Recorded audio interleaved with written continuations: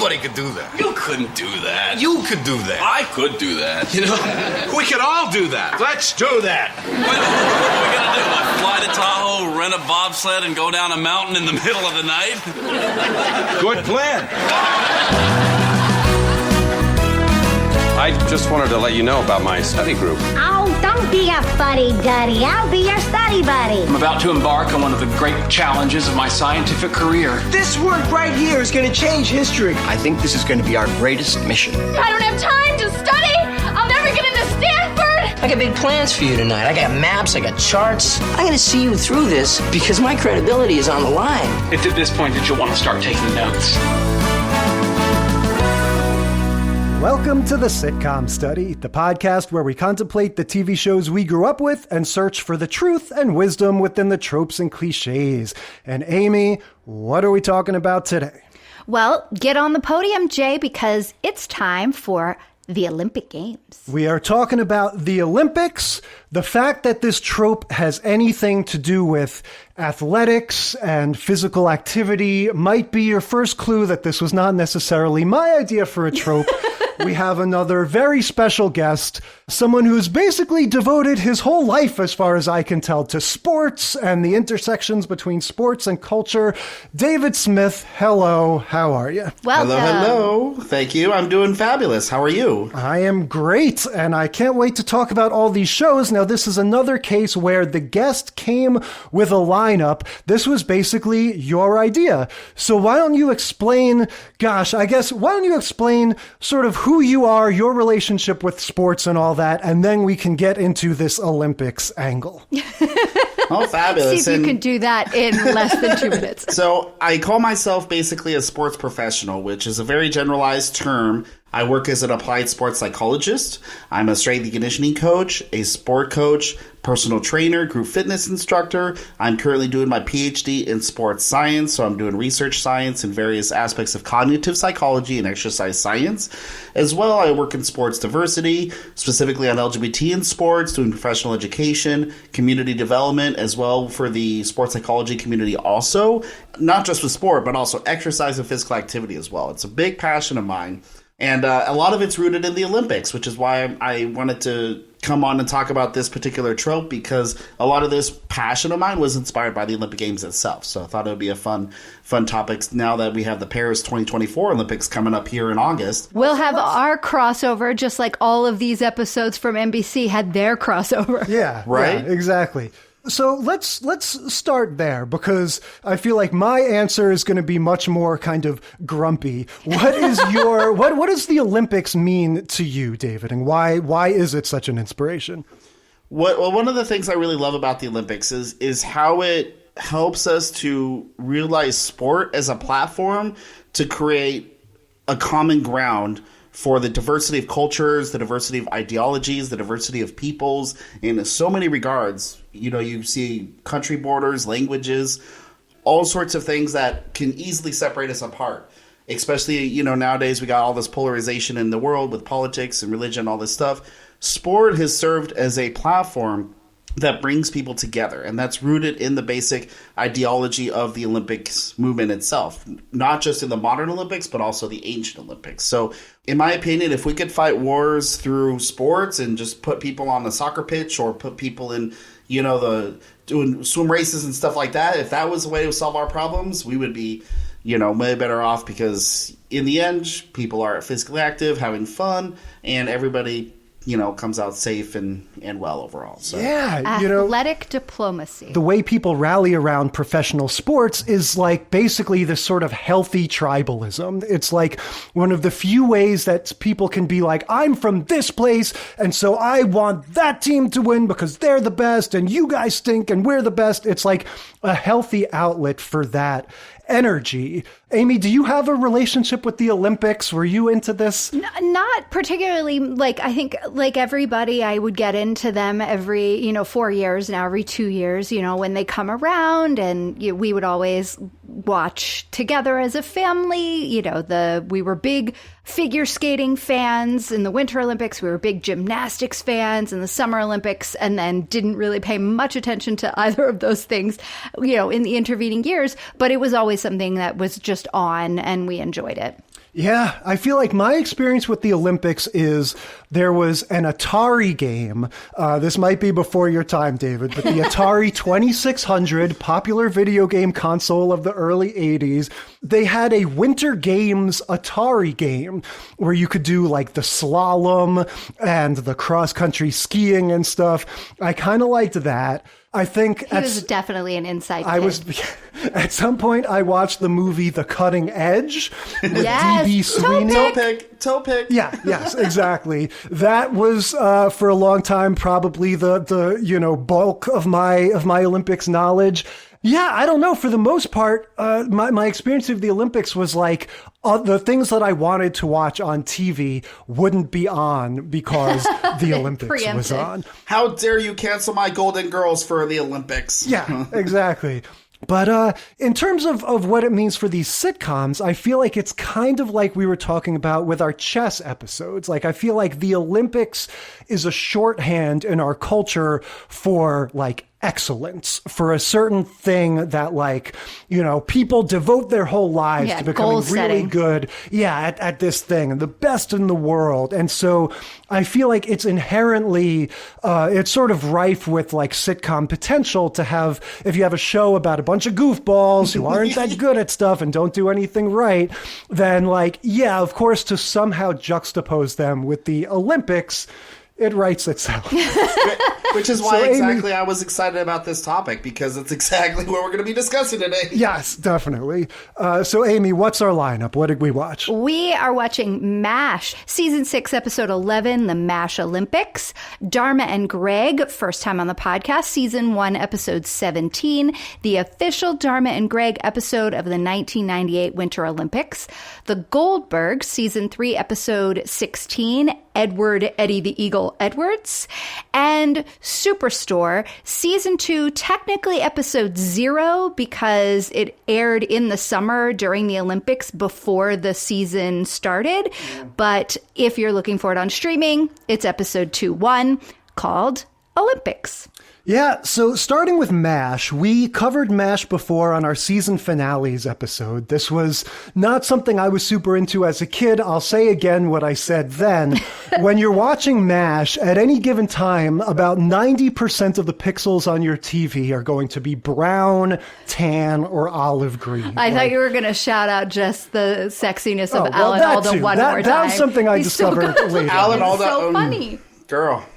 Alan Alda during MASH years. And the actor who played BJ, I can't remember his name. Yeah. Honeycutt, the relationship between the two of them, they have such a bromance. I'm so in love with it. Yeah, they've both got that lanky sort of, 70s guy thing going on.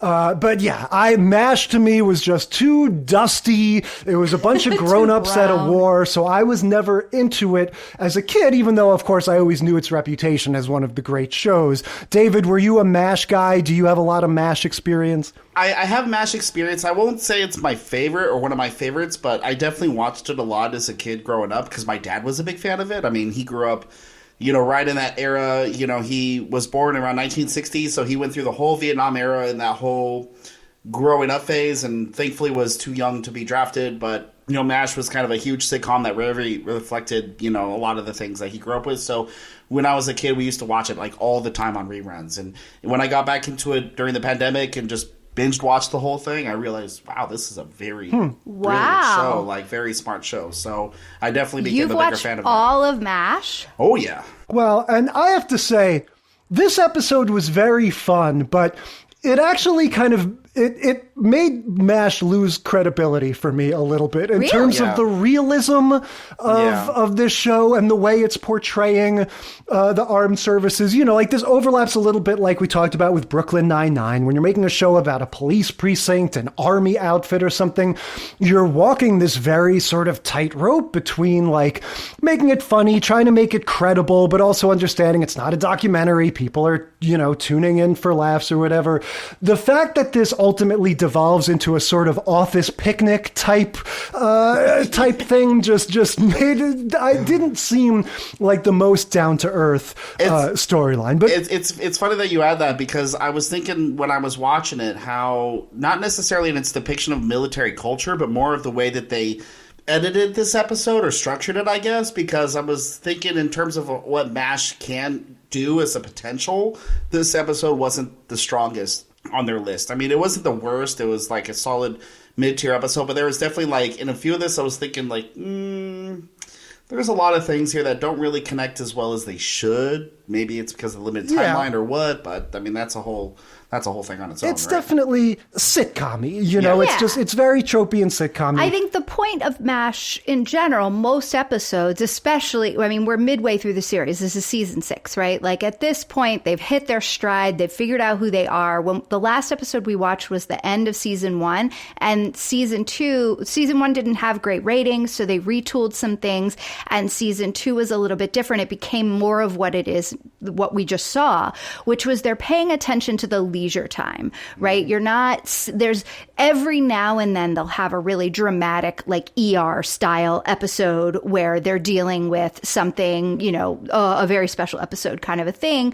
But most of the time it's their downtime. It's a glimpse at military life behind the scenes, right? That people, like when people came back from the Korean War, they didn't necessarily talk about everything they had gone through, right? But in this case, this was showing a slice of what leisure time might look like and not the scary side. Yeah, there was a time like just earlier generations, more of the population had experience in the military. And so this was one of the things that you would choose. You know, some shows take place in an office. Some shows take place in somebody's living room. Like for a lot of people, you know, whether it's an F Troop or a MASH or whatever, the Gomer Pyle, the notion that, you know, that would be like a setting that a lot of people can relate to was more of a thing in yesteryear. Well, and you talked about the the downtime, right? You know, and when you're in a situation like that where you're dealing with some horrific stuff day in and day out, and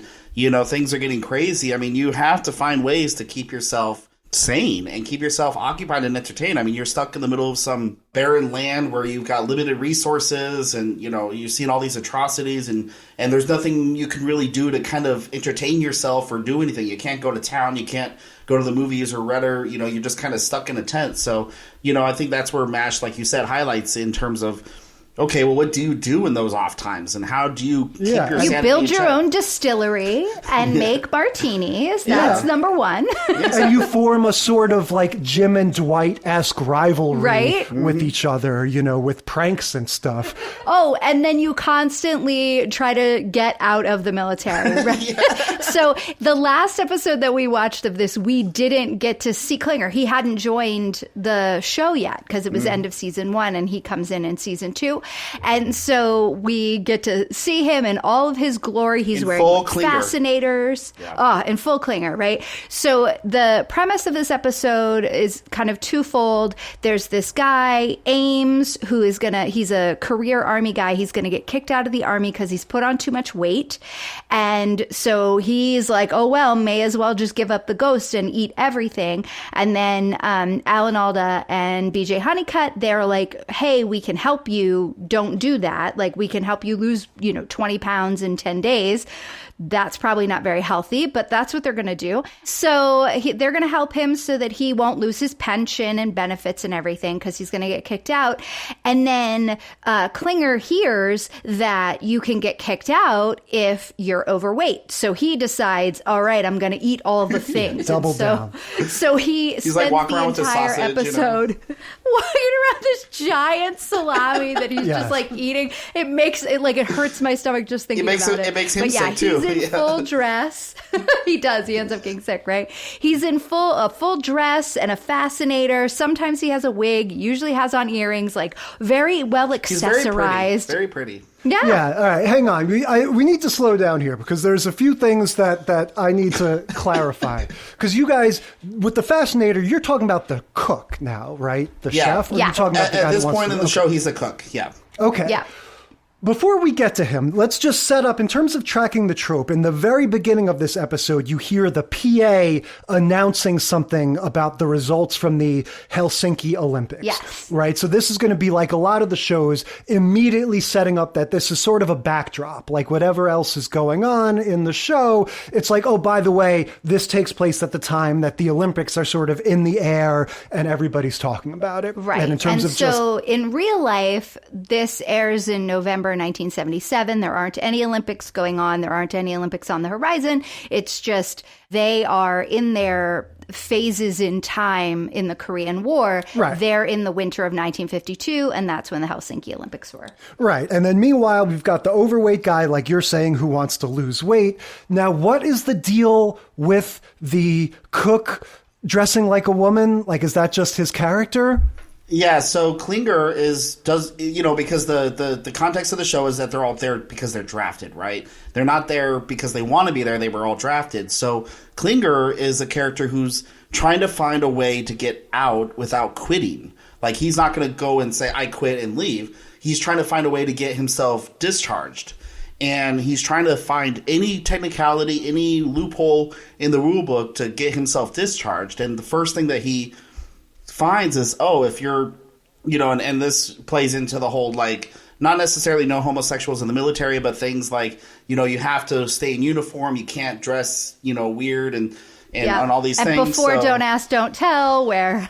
Exactly. So he, conjures up this idea that if he starts dressing in drag and presents himself in this way, then he can use that as a way to get out. And so, but in the first half of his time on the show, he basically just sits there and dresses up in different women's clothes. So every episode, he's usually wearing like 2 or 3 different outfits, and like you said, it's a full accessorized, it's all nice and pretty, and all these things, and trying to use it. I think his argument at that point is like the insanity plea, like he's trying to claim that he's like insane. It's like a catch-22 thing. Exactly. Yeah, but, he's trying to get people to think that he's crazy or gay. Either one will work, but whatever it is that gets him discharged. Yeah, I wonder, so it does seem like it's in that spirit where it seems relatively innocent, like you're saying, where it doesn't even seem to be like a gays in the military thing. It seems more like he's just a big silly head. He's wearing a dress, like it seems like that's the sort of tone of it. It's a comical thing, right? And they're not making fun of anybody in particular. I'm a gay and I love his character. So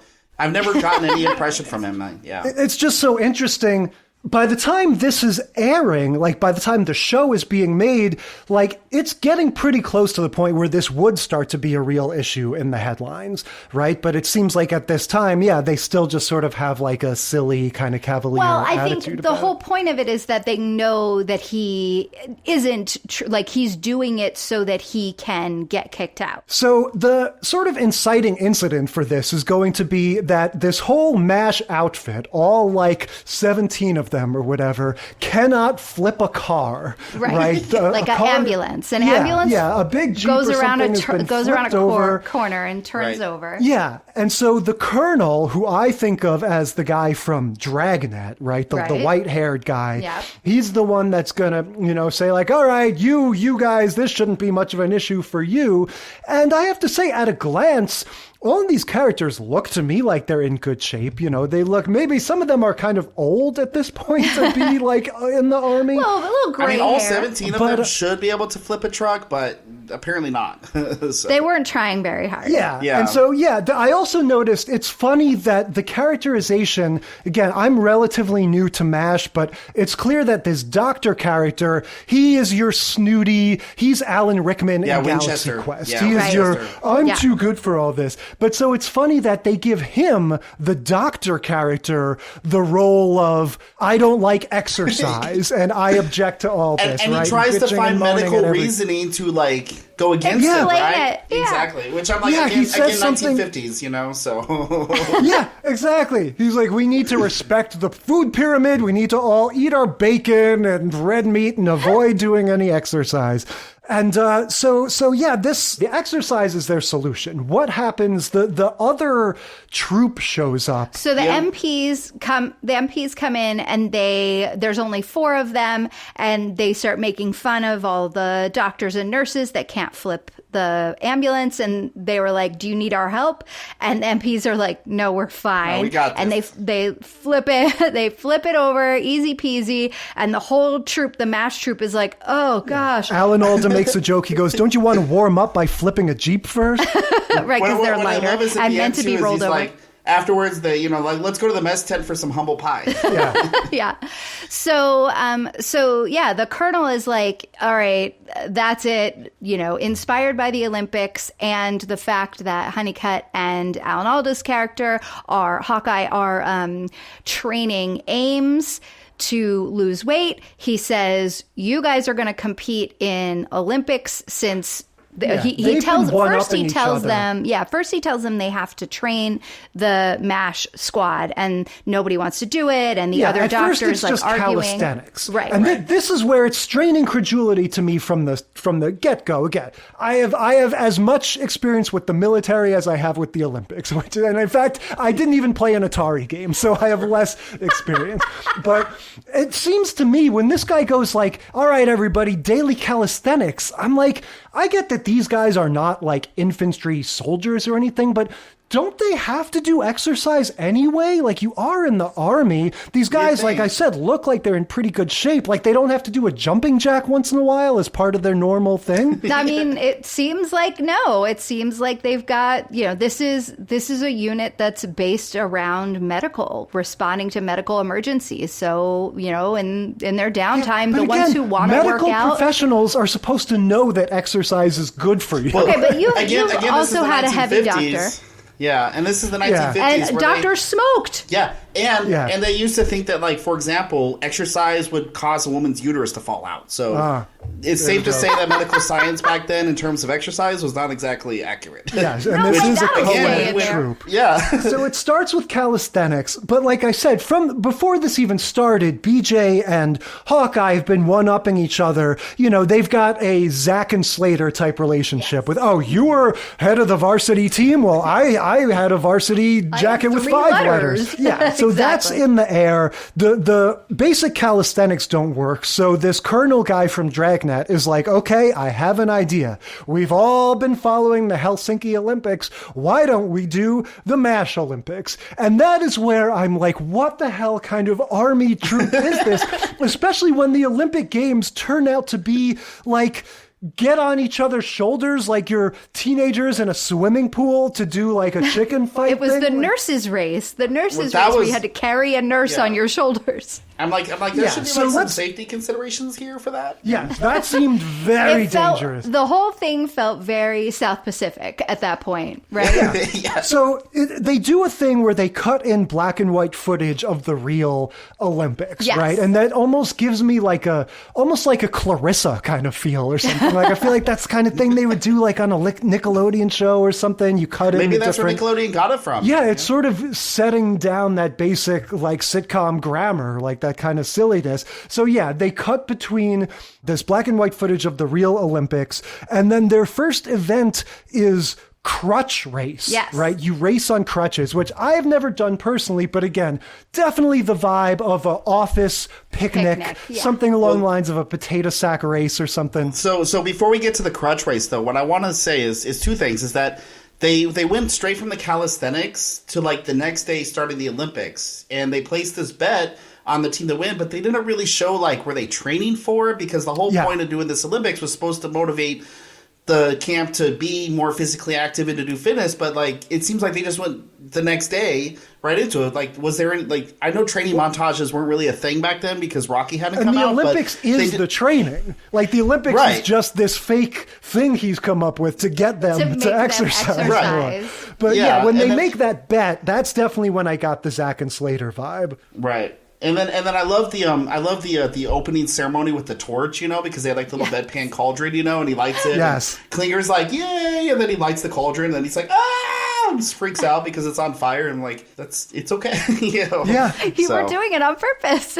Tracking the trope, the torch is definitely going to be a thing. We're going to get that at least once more. Yeah. So the first event is the crutch race, which again looks dangerous as hell. You could tell, like, there are not stunt doubles. There's no CGI fancy editing. No, they were tripping each other. They were with just the like, crutches. hey, you actors, take these crutches and fall all over the place, and it'll be fun. My impression of that was just a bona fide hot mess. I mean, it was just a disaster. I bet it was a really fun day to film because it was like their office picnic. You know what I mean? It was like their field day or sports day.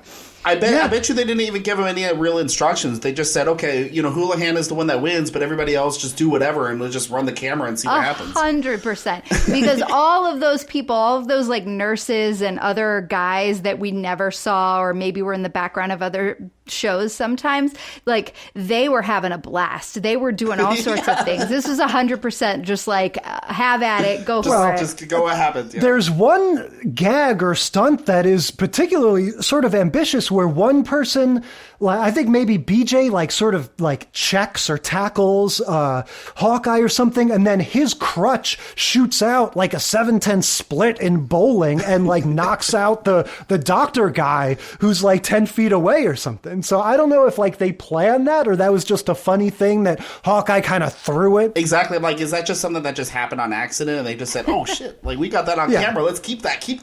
Yeah. I can't imagine they did a lot of takes of these things. I imagine that the insurance on that episode was kind of high too. Yeah, well, that's what I'm saying. I feel like you could not do this. If you were filming this now, you don't get Kaylee Cuoco to go up on Jim Parsons' shoulders or something. And, like that's just no way. Speaking of which, that's the second event, the swimming pool chicken fight with no swimming pool, right? Where they just, they have the women get up on the men's shoulders. And again, it looks dangerous as hell. And then, like, what was it? Hawkeye runs into the tent, and his poor nurse, like, does a face plant on the roof of the tent or something like that. Yes, I was loving it. There was one extra that, like, hung over backwards on her guy's shoulders, and she's bouncing on his butt. And it was so great. Yeah, this freaks me out, even when people do this with little kids. When I see, like, a dad with a 3-year-old kid on his shoulder, I'm like, dude, hang on to that kid. Like, that's a long way to fall.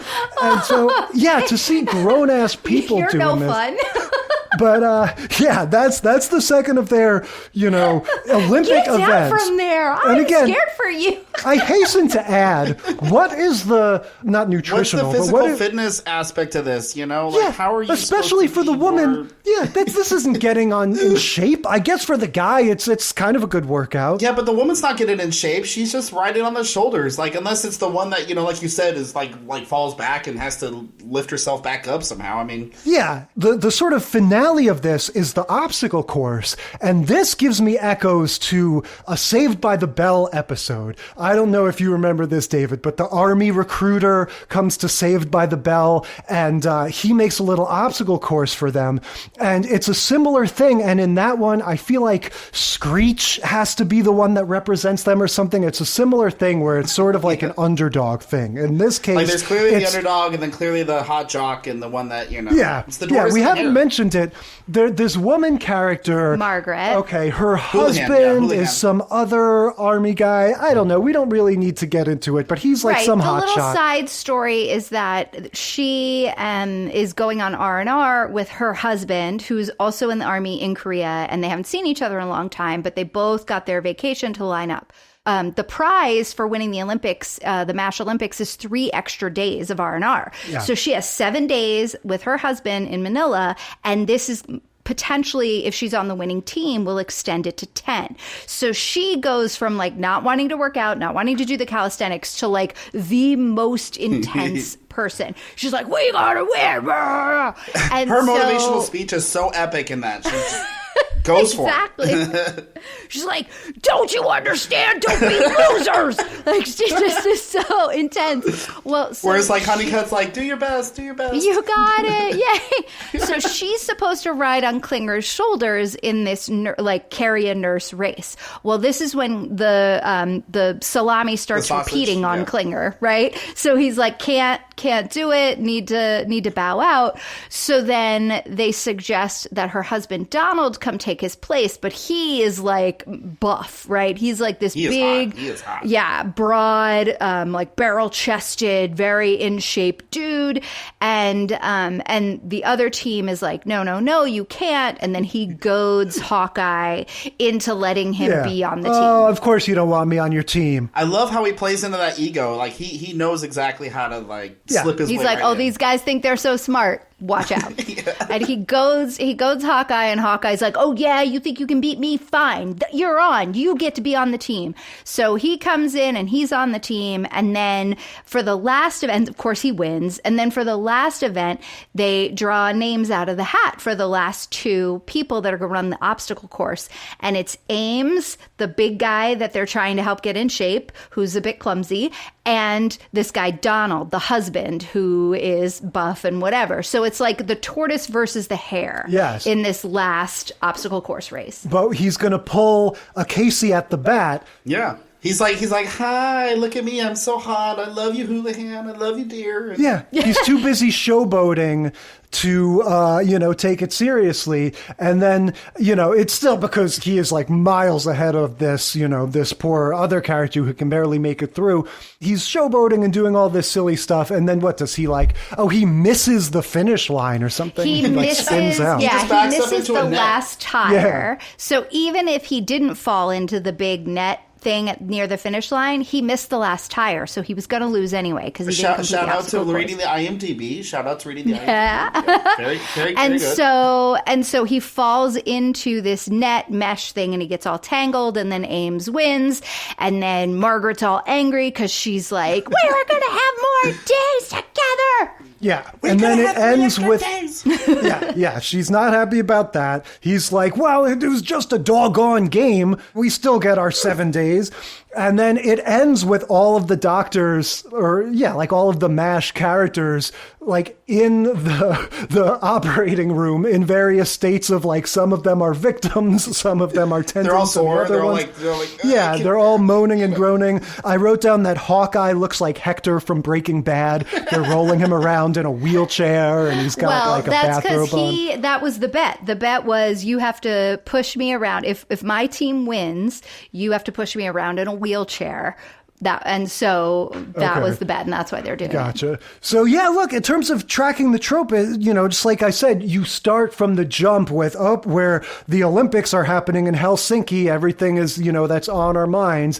And then, you get all of these lovable goofballs doing silly stuff. Again, I would argue like they should be doing more serious athletic or physical stuff than this every day, just by having any connection to the army whatsoever. It's just classic sitcom shenanigans, right? Because you're like, okay, for me as a sports professional, I'm like, if I gotta whip a MASH unit like that into shape, boot camp style, I'm not going to be putting them on crutches and putting nurses on shoulders. It's going to be It's going to be basic training again. Yeah, right. Push-ups and squats and lunges and things, running around the track or whatever. But in terms of kind of setting this up against the other, we've watched one other Olympics obstacle course episode, Laverne and Shirley, and so that was in the same vein where they had the people. Just in case you don't remember, that was about a ghost. That's right, it was about a ghost. Who competed in the Olympics and lost, and the only way to get him to stop haunting them was to recreate the Olympics in her living room so he could win. It. Last season of Laverne and Shirley, but it was a similar thing where they just like turned the cameras on and they were like, run this obstacle course in the studio 3 times and go bananas. And you're being chased by a ghost and... Right. No, the ghost was like cheering him on, right? Because the ghost had Laverne was racing as the ghost because he had like racing by proxy. Totally bananas. The whole thing was bananas. But in terms of like the funny falling down and the pushing each other, I mean, both are on par. They did a great job with the physical comedy. There were a lot more people, obviously, in this MASH episode for all the crazy things. So your eyes could look a million places. And there were the 3 races. Whereas in the Laverne and Shirley, it was just the one like obstacle course, and they did it 3 times, and they had all these slow-mos because they were trying to fill time. This, no filler, like all killer. They were just going for it. They had all these races. It was a lot of fun to watch. Yeah, and what I'll say is, I'm giving them all this shit for choosing these events that are not real sports and all that, but they chose things that they could show. Like they didn't, they didn't bite off more than they could chew. They were able to deliver on the slapstick by choosing events that they're like, we're going to actually do this. Whatever goofy events we come up with, we're going to make the actors actually do it. So in that sense, it makes sense to have goofy things like that. And I will add, from a sports psychology perspective, in terms of what both the characters within the show, but also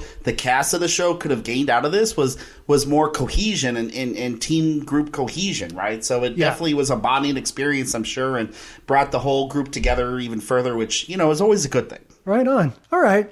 Let's move on to Dharma and Greg. Season 1, episode 17, the official Dharma and Greg episode of the 1998 Winter Olympics. David, you are visibly chomping at the bit to get into Dharma and Greg. So go ahead. I'll let you go first. Well, first off, I'm very honored that this is the first time we're covering Dharma and Greg on the podcast. And I know Dharma and Greg isn't really the most well-known or even most popular sitcom out there, but when I was growing up, it was actually one of my favorites of that era, for sure. And I actually have, a lot of random memories for it. And it took me the longest time just to find a place where I could actually, rewatch it again now as an older adult. So I really wish it was more available. Yeah, I think it's just on YouTube, right? Yeah, that's exactly where I had to watch this episode, was on YouTube, because I couldn't find it anywhere else. So I'm kind of sad that it doesn't quite Yeah, which is a bummer. Yeah, the quality is never as good. Right. Well, so also, I was also a huge fan of Dharma and Greg back in the day. It's one of those sitcoms that sort of came on there in my senior year of high school. And so I was very busy socially and was not necessarily watching a ton of TV, but I was into it, and I liked how she was quirky, and, I thought this sort of free spirit hippie mixed with the very straight-laced lawyer, conservative dude. I thought that was kind of fun, and the dynamic was interesting. And then that same year, or the next year, Will and Grace came out, and I was like, oh, this is a way better version of this. Well, okay. Can I interrupt you there and say, it's funny you say that, because I, being a year ahead of you in school, I was already off to college in 1998 when this started, so I had no connection to this whatsoever. I literally didn't have a TV in the dorm room. We talk about this all the time. It's a real sort of dark period in our TV watching. And honestly, my impression of this show is I would just get it confused with Will and Grace. Even understanding, I know Will and Grace, I know what that's about, and Will is gay, and they're not a couple, and that's a whole thing, whereas Dharma and Greg is about a couple. Even still, I would just lump it into my mind as it's a good-looking guy with short brown hair and a girl, and it's a sitcom. I feel like he does kind of look like Eric McCormick as well. He kind of looks like him. That's the thing. And there's no other hook to it to really distinguish it from that. Yeah. And that's I feel like you're seeing that this is the time when we're in the wake of Friends and even Mad About You, where it's we don't need there to be an alien living in the house anymore. We're done with the crazy high concept sitcoms. We're back to simple, down to earth. It's a couple. It's a group and it's of an friends. odd couple. Yeah. Right. So, that's but okay. The thing. So you guys can explain what the sort of gist of this show is. And so basically, the basic premise of the show is that in the very first episode, Greg is this high-powered lawyer who comes from a rich conservative family and is on the track towards complete success in the business world and everything that comes along with that kind of aspect, right? But then he meets this very liberal, very hippie type woman on the street one day, I think it's in the subways where they meet in the pilot episode. But she is very free spirited. She's very down to earth. She's very classic hippie type stereotype of a character, complete opposite to what he is. And they meet, just encounter each other randomly, and then go on a date. And then within that first date, they decide to get married. And they just get married. So then the whole show, the premise is that, okay, you've got two completely opposite ends of of a type of person here that got married on their first date, and her parents are free-spirited hippies from the 60s, and his parents are rich, snooty business people and everything like that. So the whole premise of the sitcom is just kind of the weird conflicting cultures of those two, as they also seem to have very strong chemistry with each other, but at the same time have a lot of ideological differences and shenanigans ensue, and there's your show.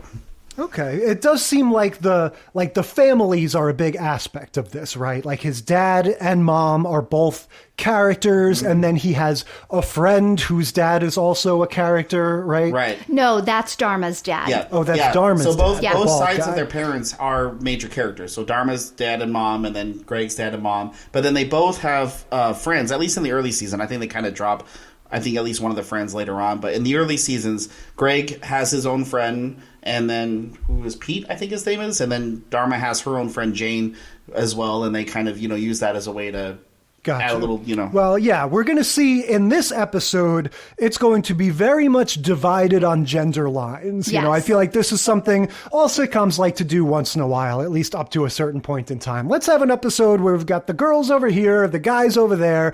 This is what Big Bang Theory did in the comic book episode we were talking about. We're just going to split people up based on gender. And the girls have their story, the guys have their story. There's a little bit of competing overlapping, A-stories. but mostly they're separate.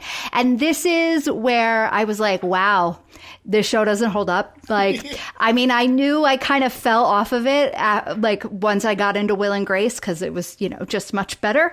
And even though the premise is very different, this is an Odd Couple, another version of Odd Couple that kind of only works a little bit. Dharma's whole shtick, it echoes that preachy, yoga mom, Instagram influencer kind of look at your vagina, know your body. You're not a good person if you don't touch yourself on the daily.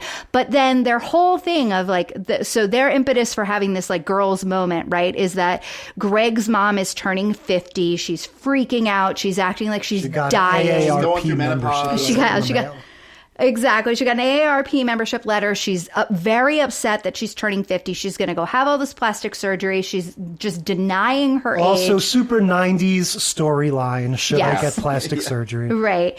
And so Dharma and her mom and her friend, their answer is to just be like, isn't your body great? In this sort of toxic kind of way that we recognize now is very your opinions about yourself are wrong. Right. And they just walk into the house. She's laying there and she doesn't want to see anybody. And the maid comes in and is like, they're here. And she's like, make them go. You've got visitors.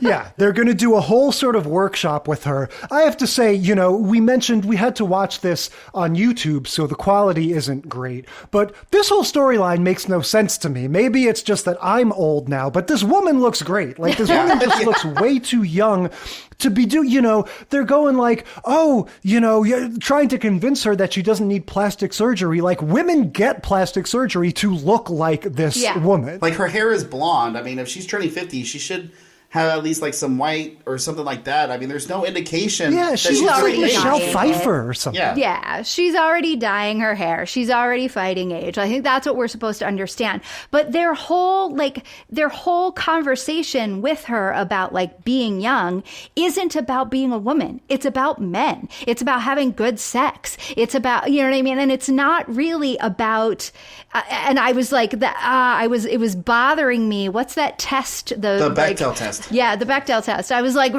this is bothering me. Right. If any person, Dharma and her mother, right, should be the ones that are not worried about the male gaze and it should what be about men self-empowerment think about women and feeling comfortable in your own body and being, Well, they are. That's what they say they are, but they're doing it still through that very 90s male gaze. Because they dress up as the 3 stages of womanhood, right? They have a whole skit where they dress up as different costumes and stuff. So they're kind of coming from all angles. Part of it is about sex and it's got that sort of Cosmo magazine, feel to it. But then there's other parts of it that are about the wedding or something, the marriage or something like that. And then finally Abby represents what the change that she's going through now at this point. And she's got this veil over her head and It's like she's like a woman She's in wearing, mourning.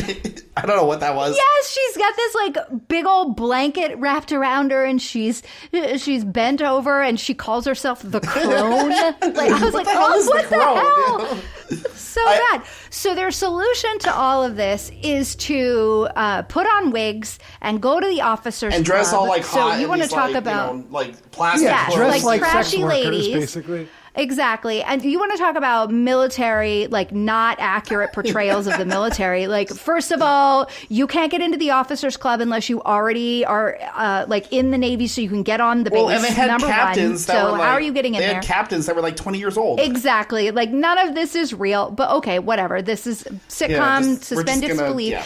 They call it wig night, and they say the best way to feel better about yourself when you're feeling bad is to get all sexed up, put on a wig, fake your name, and go down to the officers club and let these guys hit on you and buy you drinks, because that'll make you feel better. Because once again, self-esteem comes from the male gaze.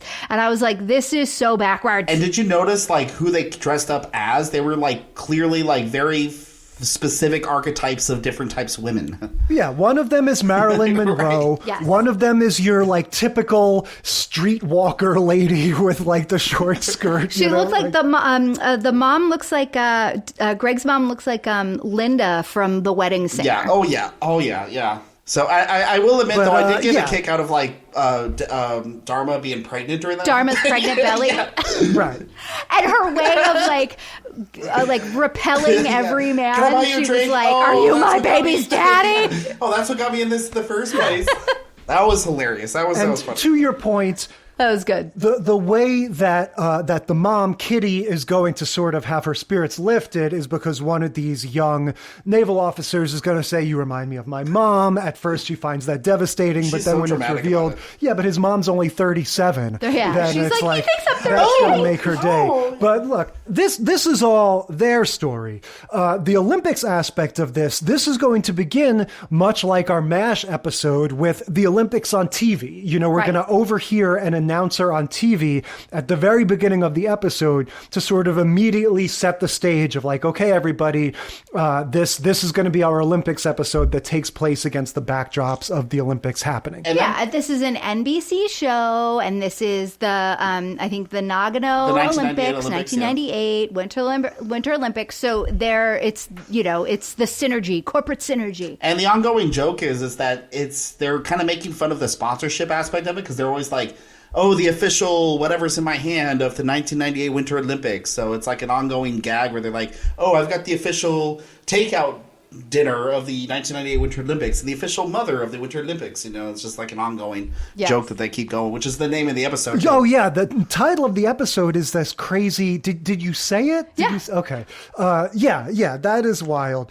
But in terms of the sponsorship, there's also a running joke about a telephone company commercial that makes all the guys sentimental, that they all like get misty eyed at. He and I plays remember catch with his dad. this was a thing. I remember this trend in the 90s of the telephone companies having these It's like really NCI or something. I think there were a bunch. I feel like AT&T had one because remember all of the, before the popularization of cell phones, Right, this all of was these beeper companies were competing. They had different collect call plans, different like minutes at night where exactly, it was like things it would you could go purchase, down. calling cards, all these different Very like 90s. weird technologies to make long distance phone calls. Yeah, and so they would have these touchy-feely commercials that would really play on your heartstrings. Like and so you want to get in touch with your kids or your parents. yeah, it would don't just you? it would be a commercial about like a dad calling his son or something, and it would kind of get you in the feels, as the kids say. And so yeah, that was just like a funny sign of the times. But this whole thing is going to be the guys, right? I guess it's Greg, his friend, and Dharma's dad. Yeah, and his dad and eventually in the are end, all his dad's sitting well. around.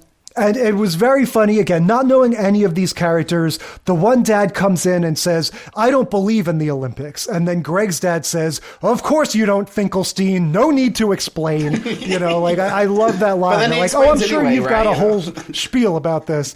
Yeah. And what is his spiel? I don't remember. He kind of is like, oh, it's about the military-industrial complex. blah, blah, blah, blah, blah, which is an ongoing gag because his character basically says the same excuse for, like, everything that he's against in the whole show. It's always the military-industrial complex and blah, blah, blah. So he's like a conspiratorial kind of guy? He's a draft dodger. He was like, his whole thing is he went to Canada. He was like a conscientious objector. He's a peacenik. And he just like sees, this is like the idea of now they have like the deep state, right? This was back in the days where it was like the people on the liberal side were like, there are these deep-seated conspiracies. They're enemy of the state with Will Smith. Exactly. Like they're trying, they like the FBI killed Martin Luther King and all of that kind of stuff. Like that was it. They're watching the skating, like I said, on TV. They're talking about fictitious skaters, right? They're going like, who was really good? James Caan in rollerball. Right. And then the other one goes, what about Goofy? Goofy was a good skater. And then at the Disney on Ice that the guy saw. I love that one of them makes the same observation about the luge that Seinfeld does. Seinfeld had this whole bit in the 90s about how the luge was the only sporting event that you could do non-voluntarily. Like you could just stick somebody in there against their will and they had just as good a chance of winning as like the trained athlete. And that's what these guys are saying. They say it's a guy jumping in a thing that's going to the finish line with or without him. It's not a sport. Right. We could bobsled and they have a drinking game, right? So every time they show the torch, the Olympic flame, they take a shot. And so it's like cutting back and forth between these two stories. And eventually we cut back to the guy's story and they are wasted. They are so drunk.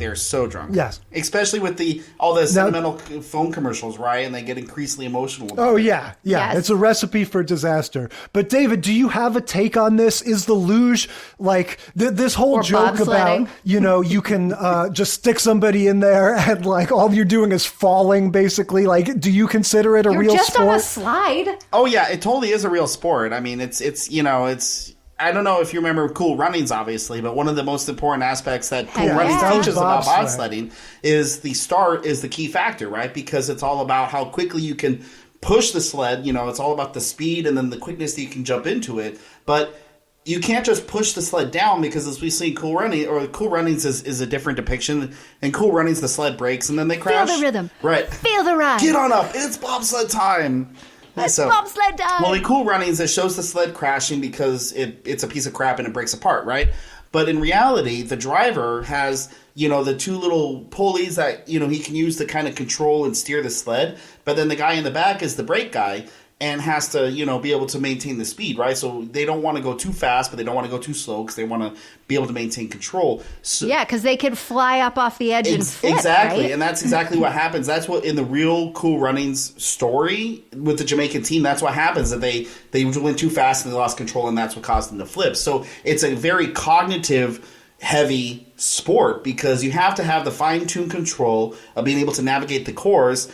Plus, you have the teamwork because the driver is not braking. It's the guy in the back that's braking. So you have to have this like kind of inherent bond between them. The two guys in the middle at that point are basically just dead weight. Like they can lean, obviously, and use their body weight to steer the sled. But it's really the communication between the guy in the front and the guy in the back in terms of the braking and the steering to be able to maintain the stability and overall safety of the sled. I mean, now if you take a regular sled and you push it down, it'll probably just, cross the finish line, but it's not going to be competitive, obviously. You'll go down. Exactly. It'll go down and it'll make it to the end, hopefully. So these guys, they're like, how hard can it be? Because they're super drunk.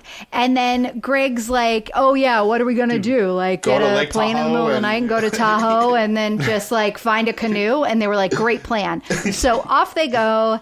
And they're in this bar, like outside the airport in Lake Tahoe. I love the slow walk that they do. They got like the Olympic theme, and they can play the slow walk. They do. And they do it. Maybe this is an Olympics reference, but I took it as a reference to The Right Stuff, the movie about the astronauts where they're all walking and they're carrying their helmets. Now that's a trope in itself, not just Olympics, but like you said, astronauts. Like it's such a big trope in all these kind of movies. The like slow-mo walk exactly. through the double doors. The heroes walk, in your with outfits. Yes. Yeah, definitely. Armageddon. They do it. Yeah, that's true. That's a good reference. And 98 is about when Armageddon happened. So yeah, as soon as they start talking about this, the bobsled plan that they have, I am thinking like, all right, what are we going to get in terms of actual slapstick stuff here, right? Because I'm thinking, are we going to Miley Cyrus like Hannah Montana? Are they going to pull a Miley Cyrus and have this all happen off camera, or are they going to rise to the challenge like a Perfect Strangers and actually show us and get in that sleeping bag and wiggle? Yeah, I feel like they go about halfway, right? We get them going up to what I love though is that right before they get to that point, at one point during the slow walk, they just stop and they're like, what are we doing? So they actually stop and question it for a second there before they actually do anything. We're not athletes. Exactly. And at the bar, we get a sort of a reprise of that same joke where Greg goes like, oh, so what? I suppose we're just going to grab a canoe, go up to the highest mountain we can find. He just like says a bunch of things and they're all like, sounds like a plan. Great idea. And so, this is going to be not the only canoe action I feel like we're going to get in our episodes today. There's something happens with a canoe later on. There's a lot of but canoes. These guys get into a canoe at the top of a mountain and I don't know. I feel like we all can kind of see where this is going, right? Yeah, well, they start talking and they talk themselves out of it, which is a good idea because they're probably going to die. And then they have like a whole father-son moment there. It gets like really emotional and dramatic and all this bonding happens. Exactly. Yeah, we understand this. This is not a father-son situation where there's maybe been a ton of communication and loving, awareness. Right, and between so Greg and his dad. And he's like, why didn't you ever play catch with me? Because they're still pretty drunk at this point, and Greg and his dad are having this whole side conversation, and so then Dharma's dad, who's sitting in the front of the canoe, gets up, goes around to the back, and is like, group hug, because you've had this therapy and you're finally getting together, but he was the weight in the front of the canoe holding it down, and whoop, it goes backwards on the other, like over the other side of the mountain where they just walked up. And he was like, wait for me, guys. Yes, and we get kind of a callback to, Goofy. I know they were talking about the Disney on Ice thing, but when Goofy would go skiing, you would always get the wide shot of the mountain and hear him going, cartwheeling down. Yeah, and so this time we get the canoe / bobsled tumbling down, and the guy goes, Finkelstein, as it's like plummeting down. So yeah, honestly, I like this. Like, to me, it's very sitcom-y, like very, for a late 90s show. The guy's story was solid. I had a lot of fun. Yeah, it's very silly. And even the mom stuff, like we're saying, like this is not exactly the most enlightened storyline, but for a late 90s show, the meanness and like the sort of general shitty attitude was at a minimum. Like it actually seemed to kind of have a heart and like be kind of funny. And I love that they did the same slow walk that they did with the men. They did it with the women as well. So when they reveal the women all dressed up in the wigs and stuff, they do the exact same slow walk with the exact same triumphant march and everything like that. So I thought that was like a really great juxtaposition there of both of them kind of doing the same thing, They both get their heroes walk. Yeah, and we get, just like we were talking about at the beginning, like the Olympics, it's this thing that's happening in the real world that connects it to sort of to like this topical thing. And then you just get this added, like, we're comparing the characters, all these crazy characters, to this idea we have in our mind of what like a professional bobsledder would be, So it's just, it's this perfect sort of sitcom-y thing. And that seems to be like a consistent theme in these episodes. It's a consistent theme because it's always like they see the Olympics, they're like, oh, and they want to compare themselves to the Olympics, right? They think, oh, I could do that. Oh, that's not it feels attainable. Yeah, exactly. All right, so now we're going to definitely get a story about somebody inspired specifically by an Olympic situation, the Goldbergs. Season 3, Episode 16, Eddie the Eagle Edwards. We've talked about the Goldbergs once before. This is a newer show. Neither of us watched it when it was, sort of in its original cycle, or maybe it even still is. But, we liked it last time. It just ended. Yeah. It just ended. So what is your familiarity with the Goldbergs, David? So the Goldbergs was definitely my first, pandemic sitcom. So, and I liked the whole kind of premise of it. It looked interesting. I didn't really have much familiarity with it going in. I just saw it on Hulu or whatever, wherever it was. And it's okay, let's just hit that. But yeah, that's basically, and I'm a big fan of George Segal. Because, George Segal, he was also in Just Shoot Me. But I also, some of his like old movies that he did in the 70s, especially, I'm also a fan of. So it was definitely like, okay, he's in that. So I'm definitely going to watch that. Yeah, and I'll add this to the list of shows that in the 2010s, they always have to start with the monologue. We were talking about that with, I don't even remember which one, but I was saying... Chris, the Chris Everybody Rock show, loves right? Everybody hates Chris. Everybody hates Chris, and My Name is Earl. Well, and even the Wonder Bernie Years, Mac, right? Young Sheldon does it as well. Yeah. Yep. But yeah, so this is one of those that everything's going to start with like the old guy looking back on it. And yeah, I definitely, because it is so new, it's got that mark of quality that newer shows have. It's got, good writing and everything. It looks nice. But to me, and I'll mention it as we go through it, there's something that's already a little dated about the sense of humor to me, particularly this teenage son. It's very Napoleon Dynamite to me. It's very like he's gonna be so weird and awkward and dorky, and it's like, it's definitely not totally laughing at him in a mean way like it would be in the 90s. It's much more like humanistic and it does have a heart to it. And yet there's still it's just like a certain brand of weirdness that I'm starting to very much associate with the 2010s and that kind of sense of humor. So interesting. Okay, so with this show for me, and like, by the way, all the shows that you just listed that have this like monologue thing, the premise for all those shows is that it is a person as an adult retelling stories of their childhood. So that's why you have this narrator character, right? Or this narrator person that's like talking over and kind of setting things up. And so, we just watched Wonder Years for one of our other podcasts. And I think that this relationship between Adam and Barry, the younger brother who is our narrator, and the older brother who is like a little bit deranged in terms of like what he believes about himself, it definitely parallels what you see with Kevin and Wayne, his older brother, in the Wonder Years. And the difference is that Kevin thinks Wayne is an idiot and they most often don't get along, right? Whereas Adam kind of idolizes Barry and they more often than not do get along. And all of the stuff that with Wayne, it was like he's just dumb, he doesn't know what he's doing, he's a total loser. With Barry, we've got it as like he's got a girlfriend, he's got his friends, like he's got a crew of people that kind of thinks he's cool even though he's one of the nerdy kids.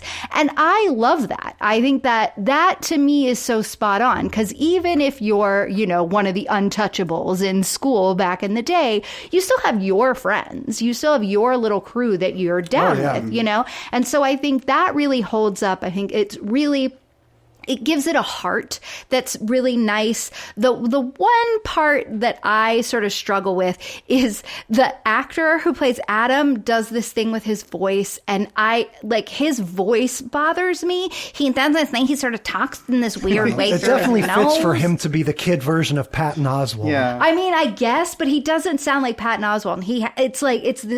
And I always kind of like bump up against just when he talks out loud, I'm like, he sounds too modern to be a kid in the 80s. And that's where I'm like, that's funny. And to me, it's the older brother that gets on my nerves more. Me too. I remember me too. He was less of a presence in the other episode we talked about. This one is because he was like so all angry about him. they had to he just wasn't speaking in the other episode. It really, he's where I get that Napoleon Dynamite energy. That just sort of like, he tries so hard and he's so earnest and he's so just sort of over the top. And he believes in himself. And and it's fine. Like, I guess all I'm saying is that it basically is the Wonder Years for the 80s. It's doing that same exact thing, and it's trying to sort of get in there before anybody else does in terms of like, we're going to make our sitcom all about the 80s, and so we can have an episode that's about the Breakfast Club. An episode that like was the other episode. Ghostbusters or whatever. And so I think it's very fun and clever on that way.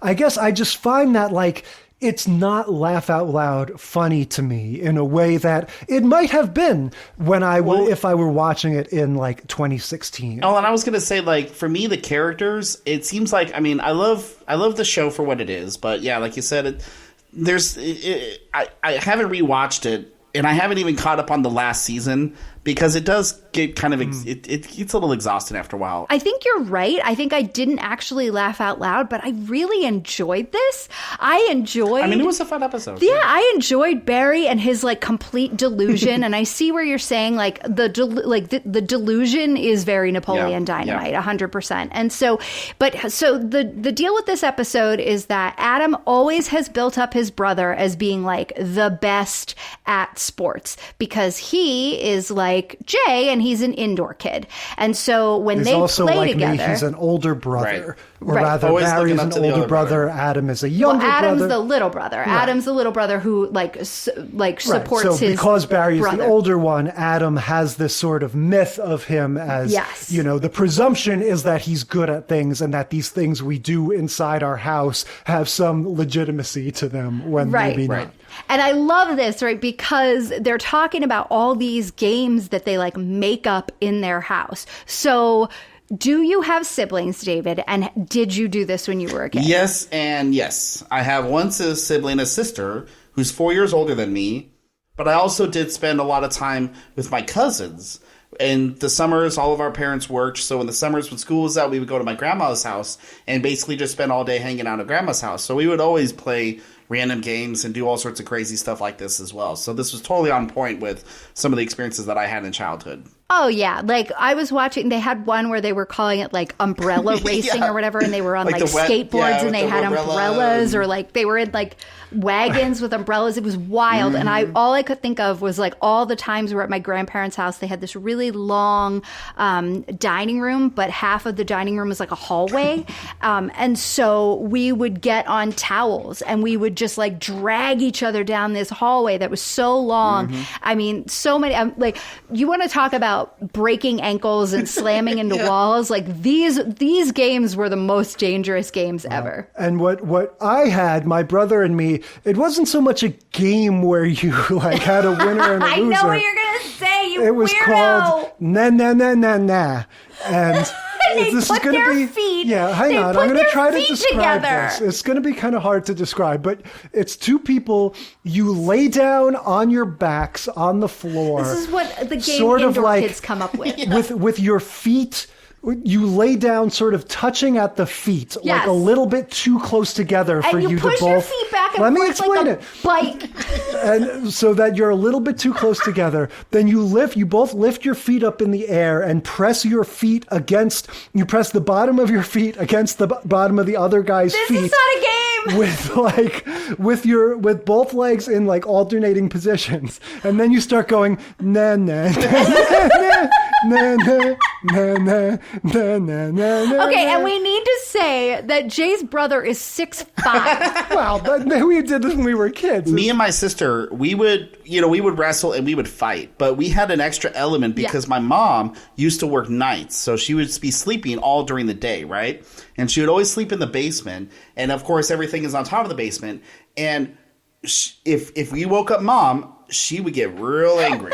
So we would have some of the most epic fights, beat the crap out of each other, play games, do all these things, try to like just like slap. Yeah, and try to moving make your feet at all. Make it so that like if and whatever we did, just do not wake up mom. And if we did wake up mom, it'd be like, oh, it was her. She's the one that made the noise. No, it was him. He's the one that made the noise. You're like on the couch, just fighting on the couch so that you don't like hit the floor. I love it. All right. So this is going to be another very specific point in time for the Olympics. This is going to be the Olympics that featured Eddie the Eagle Edwards. Now, there was a movie about this. Yeah, Taron Egerton was in it. Yeah, I remember this coming out in the theaters with Hugh Jackman, but, I didn't see that movie. I wasn't really familiar with this story. That was a great movie. It's a great movie. David, is this something you were aware of? I love that movie. I was like...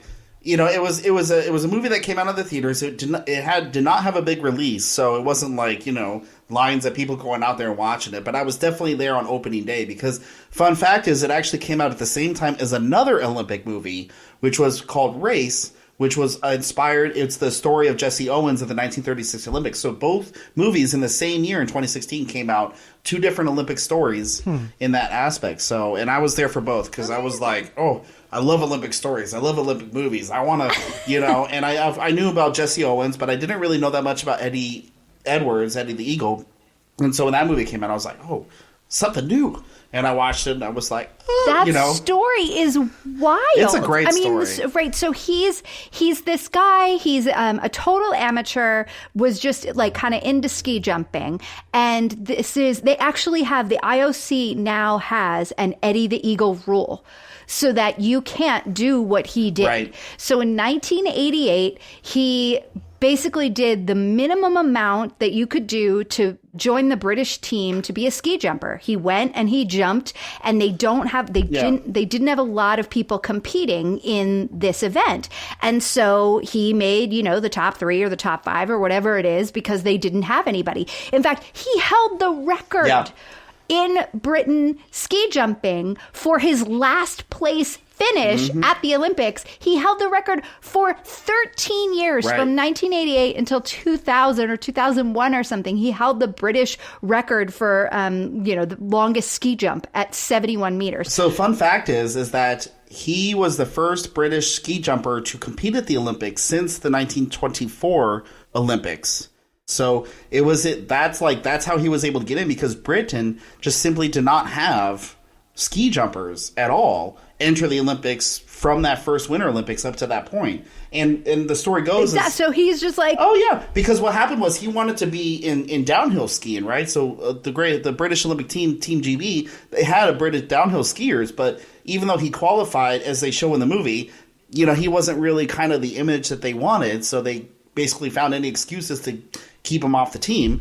But he was super, he wanted to be at the Olympics. Like, his goal was to go to the Olympics. He didn't care about the sport. He didn't care about anything. He didn't even care about winning. He just wanted to have the Olympic experience. So then, when they rejected him from the skiing, he was thinking, well, what's the easiest way I could get to the Olympics at this point? And when he realized, oh, ski jumping, all he needed to do was just to qualify the bare minimum, and he got a ticket, right? And that's basically what happened. Because there weren't other ski jumpers that he was competing exactly. with, right? So his standard broke a British record because there just simply wasn't really a British record. There wasn't anybody. Yeah. So I guess it's that sort of spirit that makes him this perfect inspiration for Barry, right? There's a point where I think it's his girlfriend or someone else in the family is challenging Barry about one of the, about how he's going to make this work, or asking him a question about Eddie the Eagle, and he goes, I don't know all the details. I'm just basing my life on him, which I thought was very funny. I'm just going to do it. Which is very on point for his character. Yeah.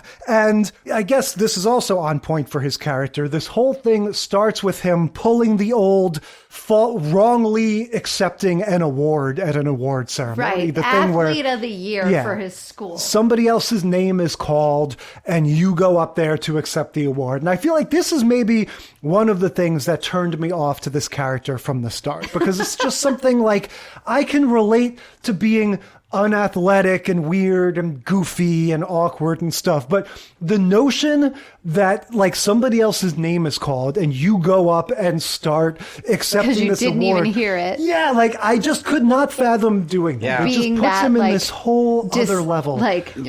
Just so delusional. And I mean, there's perceptual focus, but that was just a little too bad, like too much. It's like, that's not just being super focused on thinking you're the best. Well, it means he's just bought into this notion he has that he's the best so much. And he's bought in like 150%. Yeah. Well, so Brian Callen, who's a comedian, he plays the coach, and he's just like, what are you doing? Get out of here. I didn't call your name.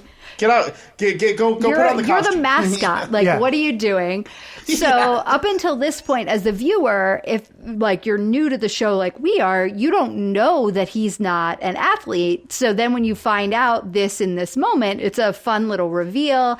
And then the kid who actually wins, turns out that the the creator, like the guy, Adam Goldberg, actually did go to school with this guy who is a real baseball player. All of this stuff is very autobiographical. Yeah. We get the... Who is a real actual athlete and we get became a the real biopic athlete. ending where I you love compare that. the footage to the real stuff.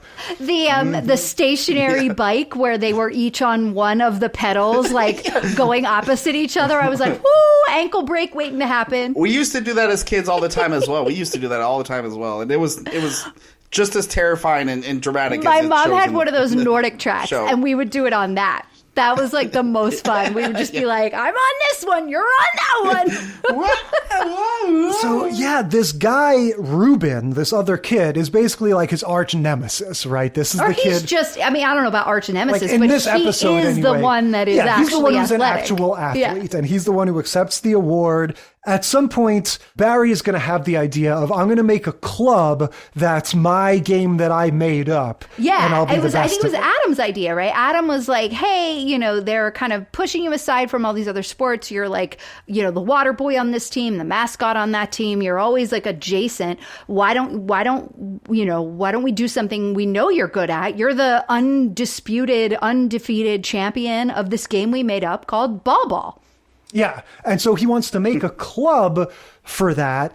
Then this Ruben guy comes and takes over, basically, right? They rename it Ruben Ball. Right. And he sort of just loses control of the whole thing. And he does the walk of shame as he walks out, We get the whole scene in the hallway with the sarcastic clap where Adam is giving him the slow They're arguing over what's clap. a sarcastic clap. Yeah. And they have a whole argument about it. It's like a whole thing. I'm like, this is going on way that too part long was for that part was laugh out funny. Laugh out funny. Yeah, that was So good. Adam's solution is we're going to have the home games. So this is reminding me of first MASH. he gets mad at his brother, right? Yeah. Right. First he's like, Barry, this is BS. Like, you're delusional. You've never been good. I've always thought you were good and I always bigged you up, but it's very clear you're bad at this and you're kind of being a jerk because he's you're coming not... to terms with how much of a freakazoid his brother It was a is. good reality Yeah. check, kind of forced him to confront And that. so then his brother, like Barry, just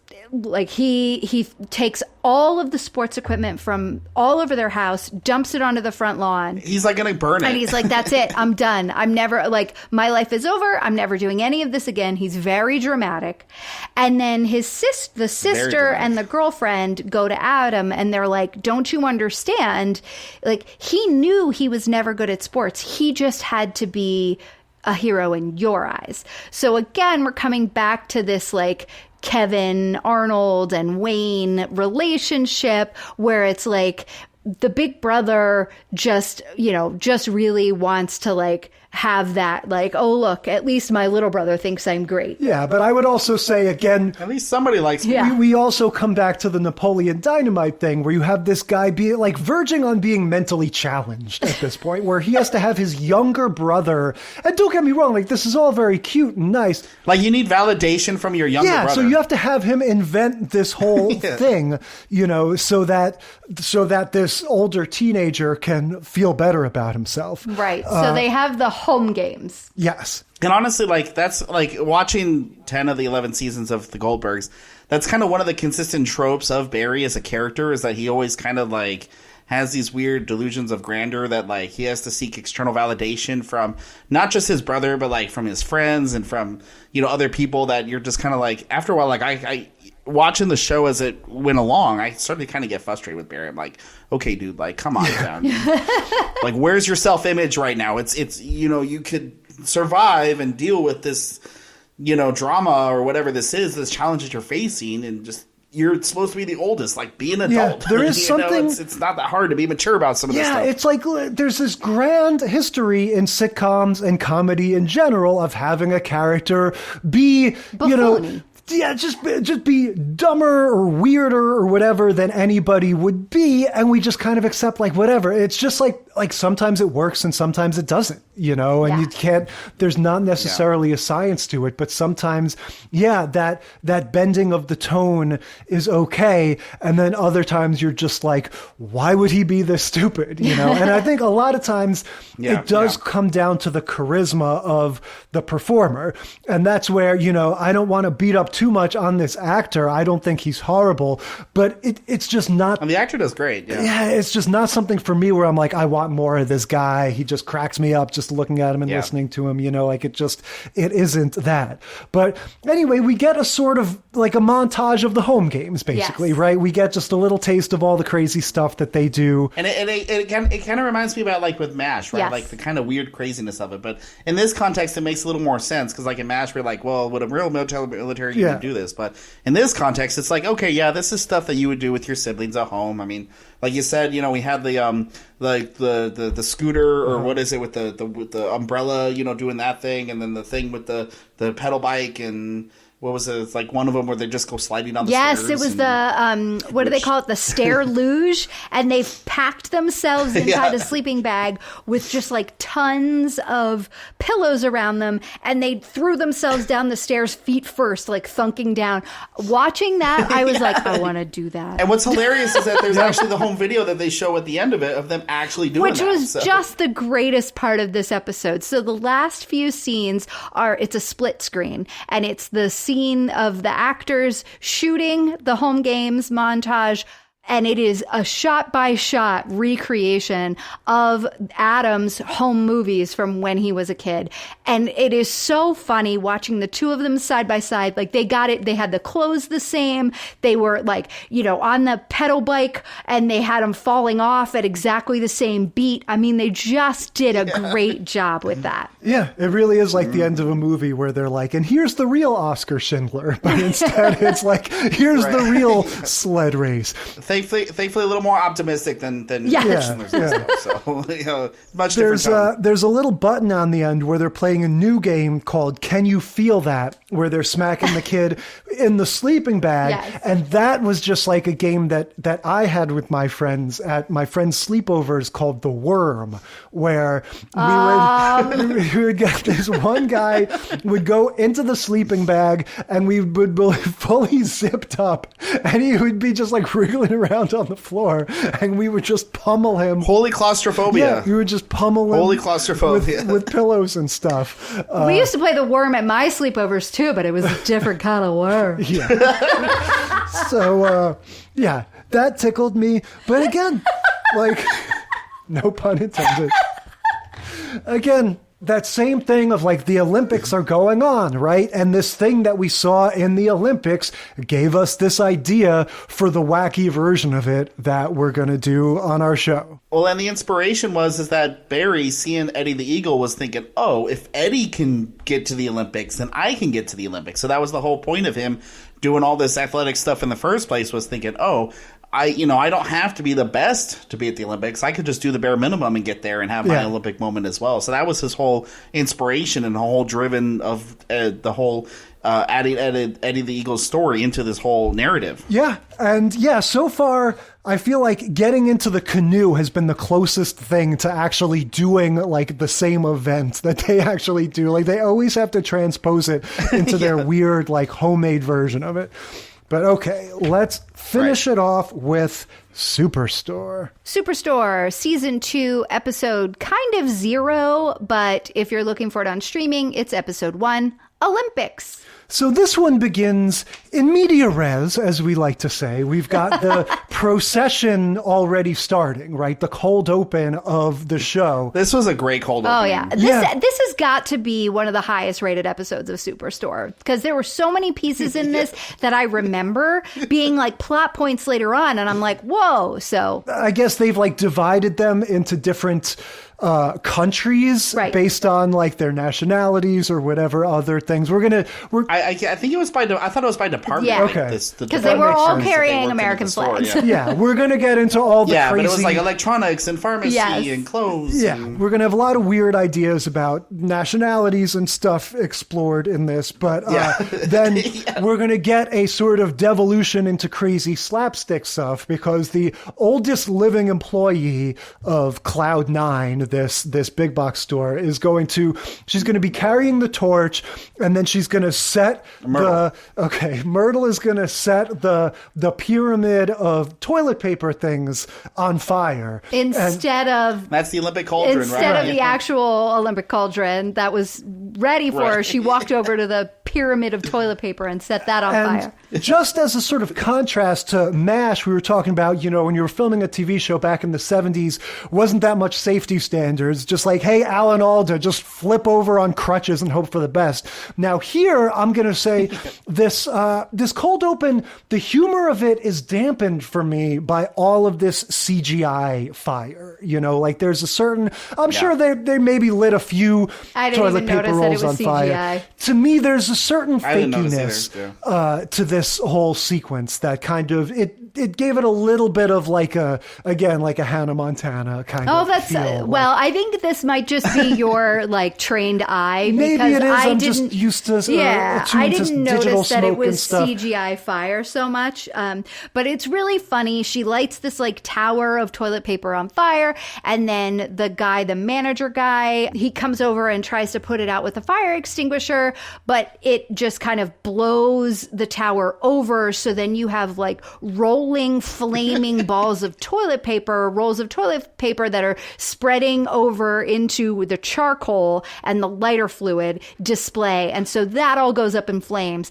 And so like the whole opening ceremonies devolves into madness because they're all running because there's all this stuff burning, and they have this mannequin, and the mannequin is like half burned, and then we see that later on. And so there's all sorts of fun stuff. Well, and what I love about this, especially in juxtaposition to the cauldron scene in MASH, right? Because in the cauldron scene, Klinger lights the cauldron, and then when it lights up, Klinger's like, and panics, right?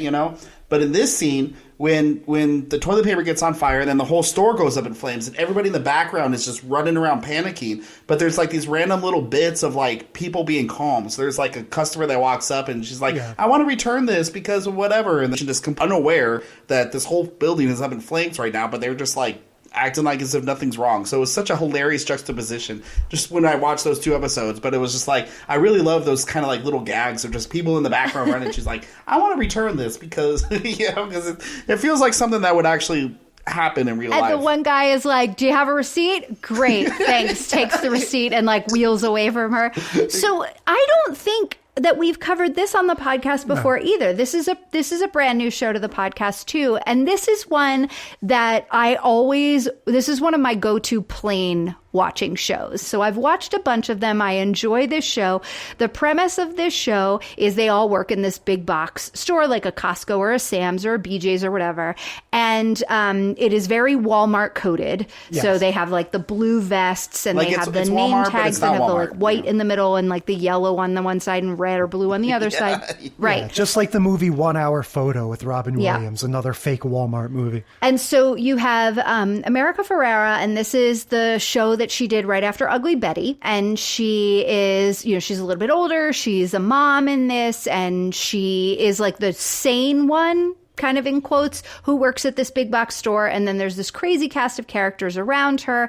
And her name is Amy. She plays Amy in the show, but the shtick with her is that she never wears the name tag that has her name. So in this episode, she's wearing a Gemma name tag. And then you've got Jonah, who is the like good looking guy that he's the lawyer from Silicon Valley. Very small part in that show, but I always found him very funny. Yeah. So those are kind of like the sort of solid, kind of most normal, in quotes, characters, and then you've got this crazy cast of characters around them. Well, so this episode is actually like out of continuity order because the girl who's like the teenager girl who's Cheyenne. Pregnant is this, Cheyenne. She had already given birth at the end of season 1, but this episode is in the summer. That's why it's number 0. Right. So she gives birth and then she's pregnant again and then she's not. Exactly. So this was like an episode that they filmed to air during the Olympics, and it doesn't follow continuity. So it's like this out of order thing, right? So then the other piece, and this lines up with the actual Rio Olympics, the 2016 Summer Olympics. This is why they're doing all of this. The like NBC tie-in and the in-store promotions and all that stuff. And then the other thing that happens in this episode that is this plot point that kind of falls off, like comes on later on in a bigger deal, but we get the beginning of it here, is the Asian guy, the Filipino guy, finds out, Mateo finds out that he's an illegal immigrant. He got his green card from the green card store. Right, that was like a it's fake not green card until store. he hears himself explaining that. Yeah. Yeah, the same place you got knockoff And handbags. I love how he's like trying to explain it, and then he's like, then he calls his grandma, and he's like, "Grandma, like, is this how it?" Is this what happened? Yeah. A couple observations about this show.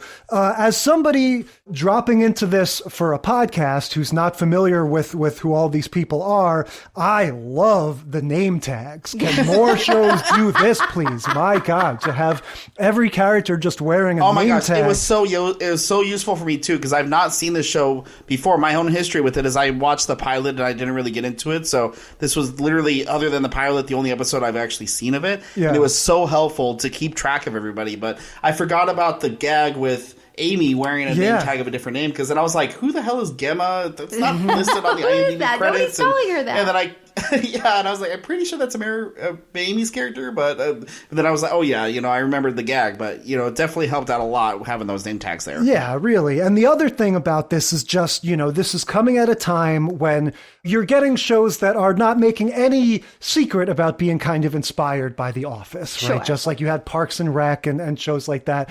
And for me, this Glenn character, the manager, played by Mark McKinney, he is just so Michael Scott-esque. Oh, he's so cringy. And he's almost more David Brent-esque, maybe. He's going back to the original sort of Office. The whole sort of misguided attitude about ethnicity and everything, and just like the whole thing of everybody come into the conference room and I'm going to pontificate and talk about things that I don't know anything about and say things that are politically incorrect and make people uncomfortable. Like it's funny. My note with like the good intentions of like trying to motivate people, right? Yes. So he's not doing it to be mean. He's like thinking, oh, this is inspirational. And it's like, just no, very it's not. ignorant and socially stupid and everything. And yeah, I wrote at the top of the page here, bit of a wannabe Michael Scott vibe from Glenn. And then by the time you get like to the bottom of the page, I'm just like, oh, this could not be more Michael Scott. Yeah, he does a really good job with it. And then they have the assistant manager character who's kind of just like this hard ass. She just gets shit done and she can't stand his shenanigans. And so we're already kind of by the end of season 1, like at the beginning of season 1, she was a little bit more like a Dwight. She was like, oh, we respect the rules. He's the boss. We try to like do everything he says. And then as season 1 goes on, she's like, he's a fucking idiot. I should be running this place. And so she like actively is insubordinate to him and is always like, so the setup for this one is that she's like, well, your opening ceremony sucked. I'm going to do the closing ceremonies. Now let's back up and say again, because we started en media res, we didn't get to see the usual thing of, hey, everybody, let's have the Olympics. You know? So why are they doing this? What is like the premise In-store for promotion. This? Okay, it's Olympics time, so we're going to have the Olympics. Let's do stuff to celebrate the Olympics and use it as an excuse to sell stuff. Okay, and part of this is going to be young Cecily Strong making a guest appearance as Missy the Olympic, a figure skater, some sort of I think she's a gymnast. Yeah. Okay. Yeah. So but she's did making you a catch store all the other appearance. cameos? So there were Yeah, 3 there was, cameos. I caught I 2 love of these them. cameos. Who did you catch? So I caught Tara Lipinski. Mm-hmm. So they like spilled water on the ground, and Tara Lipinski was an ice skater, an Olympic ice skater, and she is a commentator now at the Olympics. She is hilarious.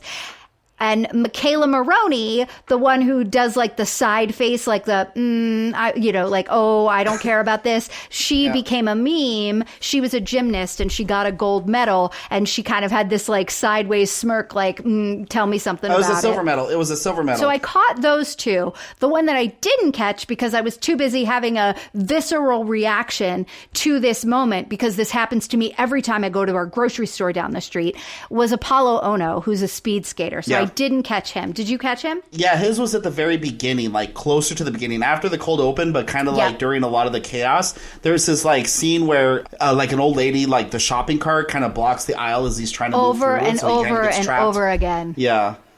So which is ironic because as a speed skater, he's supposed to be like used to go and he keeps getting blocked by this, so that's kind of the gag cart. there. This old lady in a cart. I wanted to add that Tara Lipinski, her cameo is that she slips and falls on the puddle, but then she does like a twist spin around thing that's kind of like an ice skating thing, and then gets back up and keeps going. And then Michaela Maroney, she does like she's trying on a jacket. And she's in the mirror, and she looks at herself in the mirror with the jacket on, and she kind of does the not-impressed face. She's like, and then she's like, I don't like the jacket, and takes it off. So those kind of like the fun little cameos of kind of playing on the sports and then the personality aspects of the athletes that appeared. I thought that was really, really kind of fun because like they had no actual plot in the show. They were just customers at the store. Yeah. And it just they was were like just kind little of like cutaway a blink and you miss a scenes, moment. like moments between the action. And I was like, hey, that's Tara Lipinski. Oh, that's Michaela. Yes, and I was blissfully ignorant about all of this happening. As per usual. Did not recognize any of these people.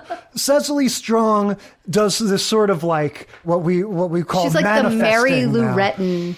Yeah, she has a little index card with the word Olympics written on it. And and she shows it to America Ferrera's character. She goes, this looks like a stupid person wrote it, doesn't it? But it's actually something I wrote when I was a little girl. And Cheyenne, she shows Cheyenne this thing as well. Yes. And so this kicks off this whole thing of Cheyenne being like, I used to be a gymnast before I was a pregnant teenager. So all I have to do is write it down on a card and I can do it. And so I'm going to be an Olympic gymnast. Well, and it's the same theme like Amy gets inspired by Missy's card thing and tries to use that as a way to like inspire from that Olympic aspect, trying to inspire everybody else. So she does the whole card thing with the rest of the staff.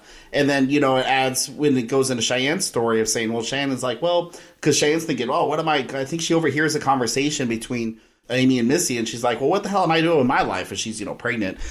And so that's what inspires her thinking like, oh yeah, I used to be a gymnast. I want to be at Olympics and trying to, so they all become kind of inspired through this Olympic story as well, which is, kind of on point with, all the other aspects of the shows that we've discussed. Cheyenne gathers everybody around her jewelry counter because she works at the makeup and jewelry counter, and she gathers all these other characters around, like all these other employees, and she's just like, all you have to do is write it on the card and then it'll come true.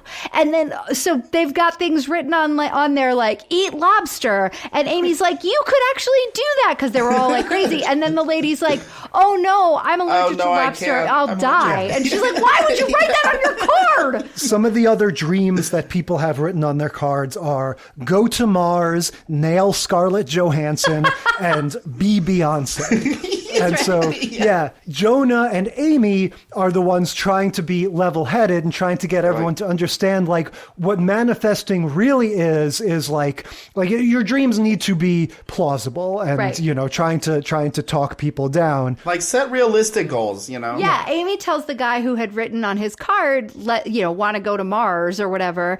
She was like, why don't you just change it to, like, go to Disneyland? And he's like, do you know how expensive that is? And she was like, Mars is... Never mind. Yes, he doesn't, which is a real psychological phenomena. I think people have an easier time latching onto something that's completely fantastical versus something that's only... Like winning the lottery. Yeah, something that's easier to realize, like, oh, that's not going to happen. So, as opposed to like, well, that could have happened. But yeah, exactly. But this episode, this has the structure of a lot of the newer shows do, where it's not a simple A story, B story, C story. There's a bunch of crazy crap going on. This is, a very sort of robust cast, and so there's all kinds of different storylines. We've got throughout all of this the Mark McKinney Glenn character having this weird sort of jingoistic thing where he thinks America's the best. Yes. And, there's one point where Jonah is trying to get him to take it easy because, of course, on the other side of things, Mateo is finding out that he's not a citizen and doesn't know what he's going to do about that. And and Mateo was wearing a Filipino, a Filipino flag, and was like, but I'm also Filipino, so I will,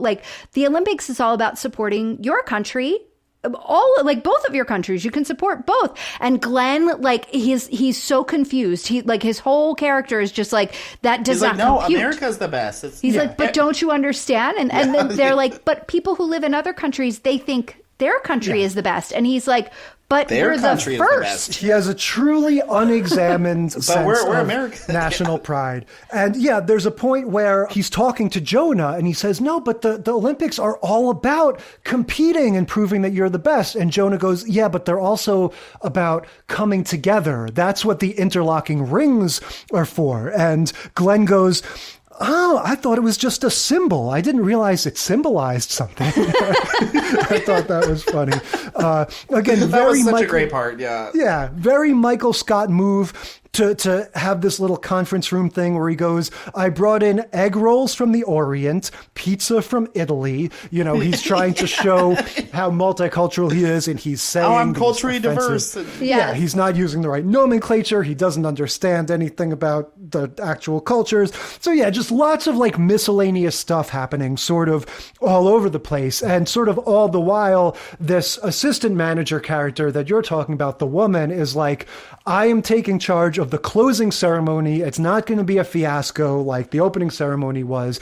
I feel like this is another sort of sitcom trope. This is something that maybe Dwight would want in The Office. There's going to be a helicopter, you know, spectacle. Or Andy, yeah. Yeah, there's all kinds of like crazy over the top stuff. And so we expect that that's not going to work out. They have dancers and it's also and kind of like a sparklers everywhere. Well, and it kind of plays up like the rivalry, right? It's kind of like Honeycutt's, BJ's, and Hawkeye's rivalry, and you know, all these different kind of rivalries that play up between these characters. Like, she's like, okay, you did this and it was horrible. I'm going to do it, but I'm going to do it better. Yeah, and meanwhile, Cheyenne, I thought was similar to Barry. You know, like she's got the same sort of like how can we get her to get? She's optimistic, but Daffy energy. Yeah, how can we get her to understand that like what she's saying is like not possible?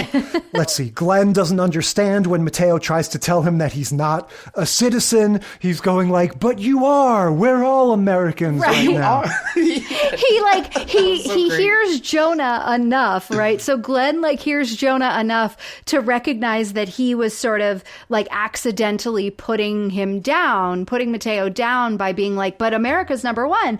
So when like Mateo goes to tell him like he's found out that he's not a citizen, he's like, no, we're all American here, you know, like still just doesn't get it. Yeah, and he goes, and you know what? I'm Filipino, so why don't we trade pins and we can each put each other's pin on? And so he puts on the little pin, like slaps it on, and then he's just kind of like holding this weird face, and Mateo's like, you pricked yourself with the pin, right? And he's like, don't get any help, just stay here with me. No, he said to the bone. Yeah, which I was like, okay, there's no way, but okay.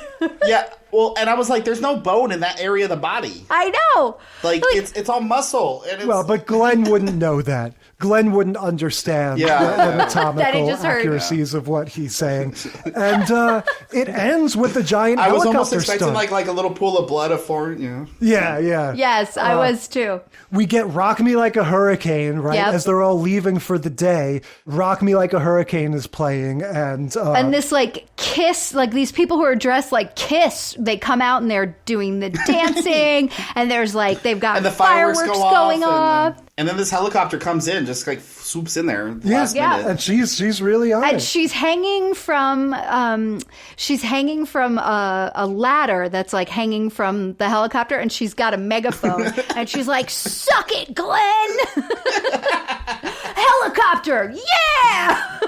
Yeah. So, it's a pretty crazy ending, but yeah, this one again, this isn't like a story that's going to have a resolution. It's more like a lot like The Office. It's like a bunch of things that happened on this day, right? It's just like, you know, we went to work at this kind of crazy random place. Shenanigans, you know? Yeah, a day in our life, and here's a bunch of crazy stuff that happened that has to do with the Olympics. But I think that both of these last two episodes, the Goldbergs and Superstore, give us an opportunity to kind of poke into your brain, David, about the psychology around the, you know, motivational aspect and like setting dreams and setting goals, because that's really what the Superstore episode is about.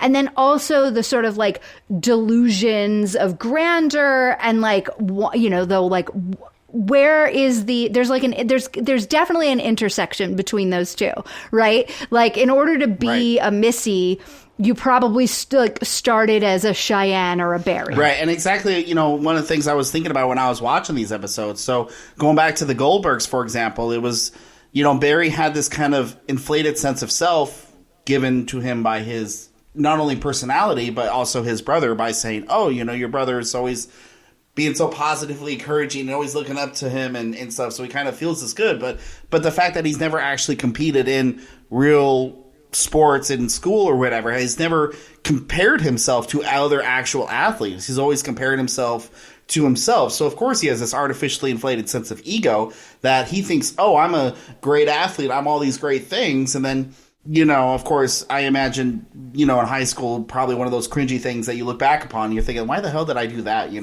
He thinks, oh, I'm going to be the best athlete in the world, so when they call it up, goes out there. But it's like, they have no idea he's an athlete because he's never actually competed in any sports that the coach, the PE teacher, or anybody else would actually do. They just know him as the school mascot. So he's like, shut up, Barry, get into the costume and let a real athlete mascots, you have to have a lot of athletic ability to wear those crazy costumes. Oh, yeah.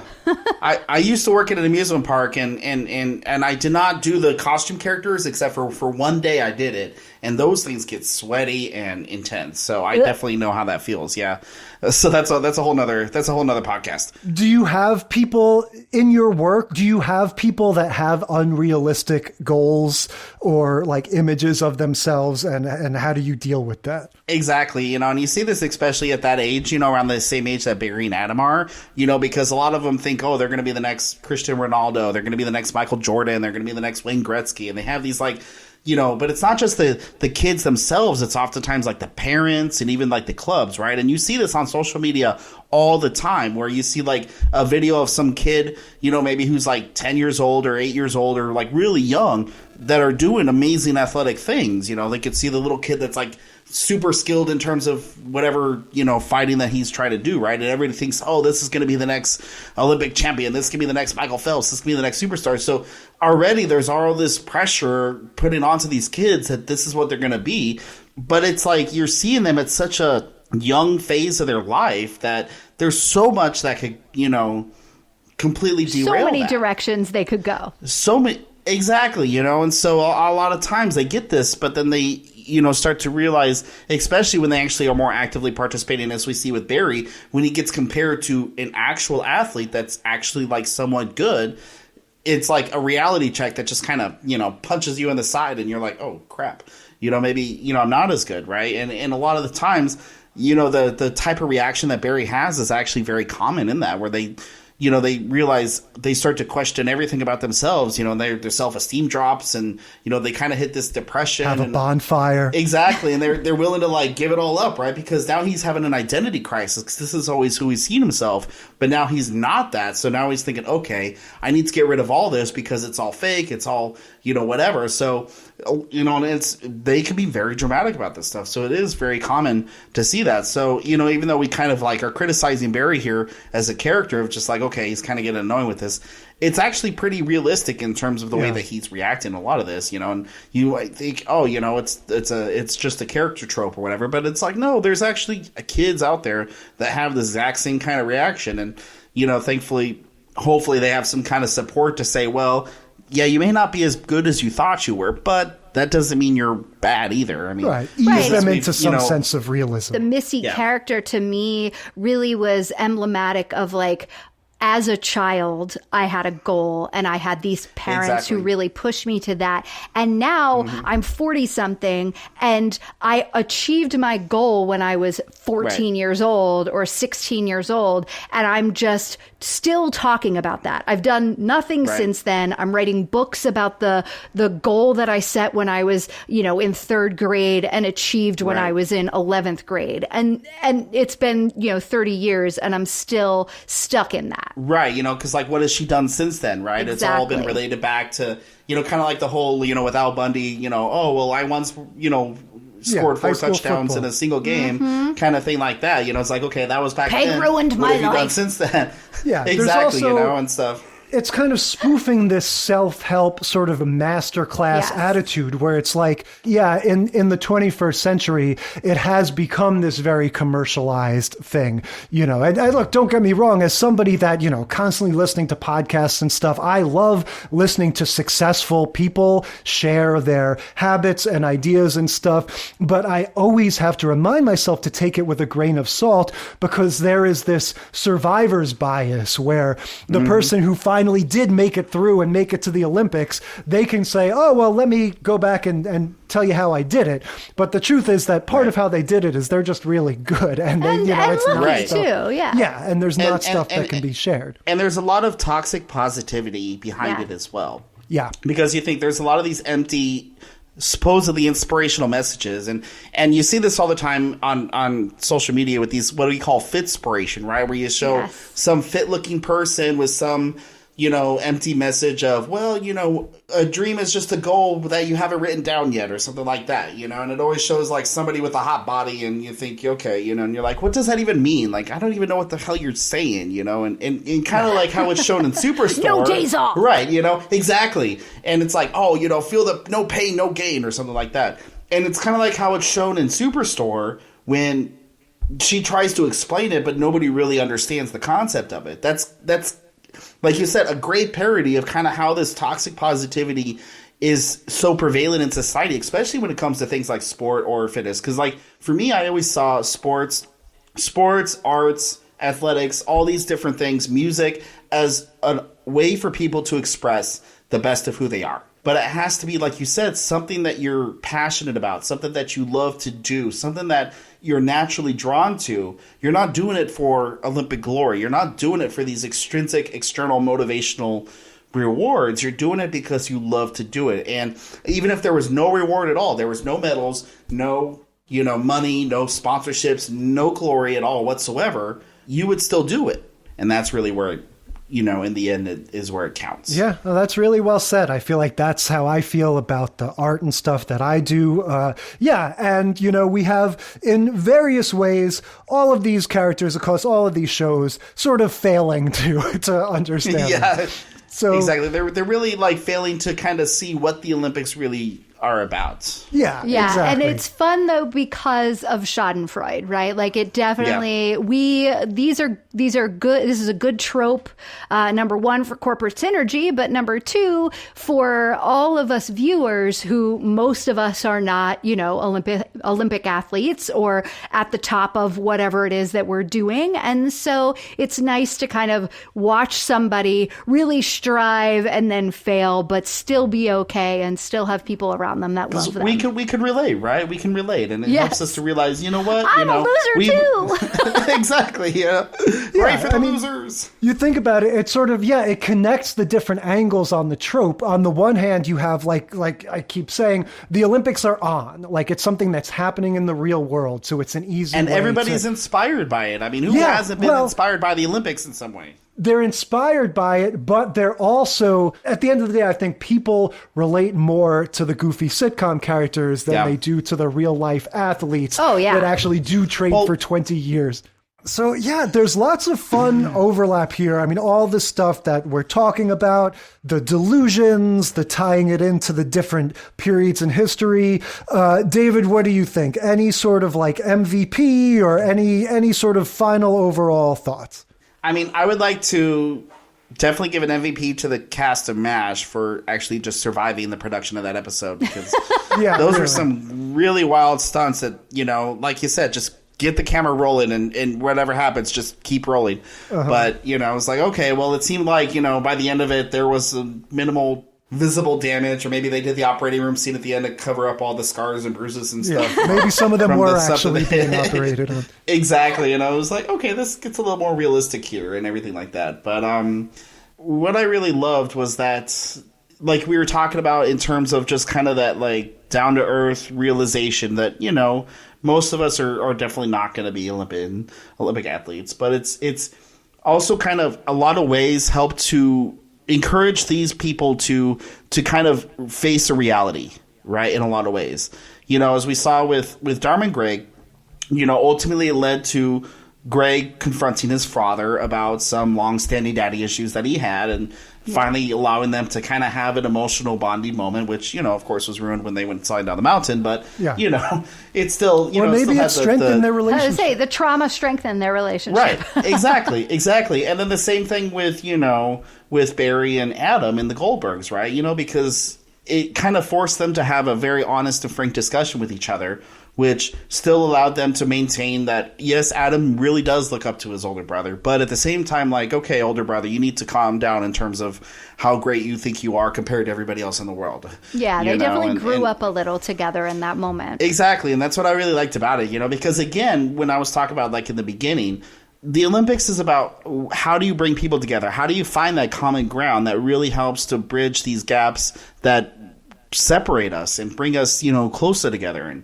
And I mentioned with team cohesion with the group in MASH, not only for the characters within the MASH unit itself, but the actual cast of just surviving the filming of that episode, right? And same thing with the Superstore episode, in terms of just the way that they were able to connect with each other. And, there's a bit of a reality check there, but it helps the people to be more honest with themselves, which I think is really very important because, to be honest, I think we could all be more honest with ourselves in a lot of ways. And so if this is the kind of platform that brings it out of people, then I'm all for it. So I really enjoyed this set of episodes as a whole, like as a lineup.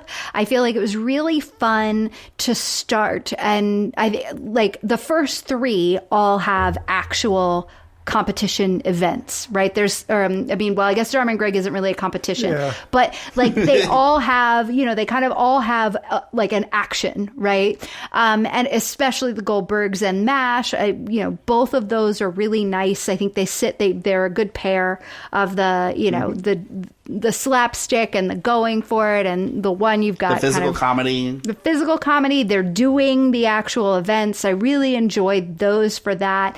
And then I think the Dharma and Greg and the Superstore episodes kind of tackle it more from this human aspect, right? Where you're trying to like be realistic about who you are and your goals and your past and what you are like. And I think even the lady's story in the Dharma and Greg episode falls in line with that, right? It's like getting a realistic image of yourself as you're aging, and what are you, what do you like about yourself? What are your limitations? What do you want to do? And just, I think that even lines up with the lessons learned I feel like we were doing as we were going through this, through these series of episodes. So yeah, I mean, Superstore is always fun to watch. That one to me is laugh out loud funny in many ways. I think this episode of the Goldbergs wasn't as good as the other episode we watched. So I was like, all right, I've seen it be great. I've seen it be okay. But I think the Superstore and MASH were the most fun for those two reasons. Mm-hmm. Yeah, I agree. This was a very fun lineup. Nice little sprinkling throughout time. It's funny how we almost sort of skipped over the 80s, but then the Goldbergs kind of gives us the 80s by taking place there. Yeah.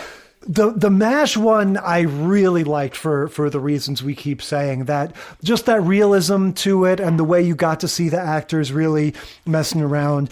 And I think for me, I don't know if it's necessarily the best, but the most sort of pleasant surprise was Dharma and Greg. You didn't know it. Yeah, and it's a Chuck Lorre, so you had an idea about what it was going to be going It's 1998, and so, yeah, to have it actually be like kind of fun and have it be, very sitcom-y in a way that I find appealing. Like, I would not want for every episode to be, let's split up the men and the women, right. But to have that sort of classical boys versus girls kind of thing and give them their own silly storyline, and to have it culminate with them sort of like precariously on top of the mountain with their silly, maybe not quite perfect strangers level slapstick, but I like the thing with them in the canoe. So that one was maybe the most sort of unexpectedly fun for me. But yeah, these were all really fun. Again, like it was really interesting to see the different angles on it. Well, David, this was great. Thank you so much. This was a really interesting conversation. Yeah, and thank you. You definitely, we would not have had fabulous. It was a lot of fun. any of this knowledge of the Olympics and of athletics. So is there a website, a social media thing, anything you want to sort of drive people to or make people aware of? Yeah, so my website is Stonewall Performance, so you can find me stonewallperformance.com. I'm also under the same handle on social media for YouTube and Instagram. I'm not hip with the kids, as they say, so I'm not on the TikToks and the Snapchats and stuff. Oh, hey, So, but yeah, you can find me on Instagram, Stonewall Performance, as well as YouTube and Facebook. And then if anybody's interested in terms of LinkedIn as well, you can kind of follow a lot of my professional journey. You just find me David Smith, or you can look up my handle on there. Dr. David Smith. Exactly, So, but I'm under my screen name on that one is Butterflyer with no vowels. So BTTRFLYR. Just you put that in there because there's a bajillion David Smiths out there. So, and you can keep up to date on all the crazy career shenanigans that I'm doing in terms of all the sports adventures that I'm having and all the good stuff like that. So yeah, definitely reach out, and connect if you're on the socials, as the kids say, and look forward to hearing from you. Right on. All right. So I think we can extinguish the torch, if you will, on the Olympics episode. Amy, what are we talking about next week? Next week, get out your sunscreen and flip-flops because we're going to the beach. We're going to watch Mr. Ed, Season 2, Episode 23, Ed the Beachcomber. Who's the Boss, Season 2, Episode 6, Custody Part 1. Married with Children, Season 3, Episode 21, Life's the Beach. And Friends, Season 4, Episode 1, The One with the Jellyfish. Yep, beach episodes next week. And until then, we will consider this segment of the sitcom study concluded.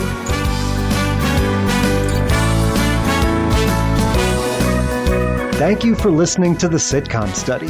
Tell us what you think or share your own TV tropes and topic ideas by sending a self-addressed stamped email to sitcomstudypodcast@gmail.com or find us on Facebook or Instagram.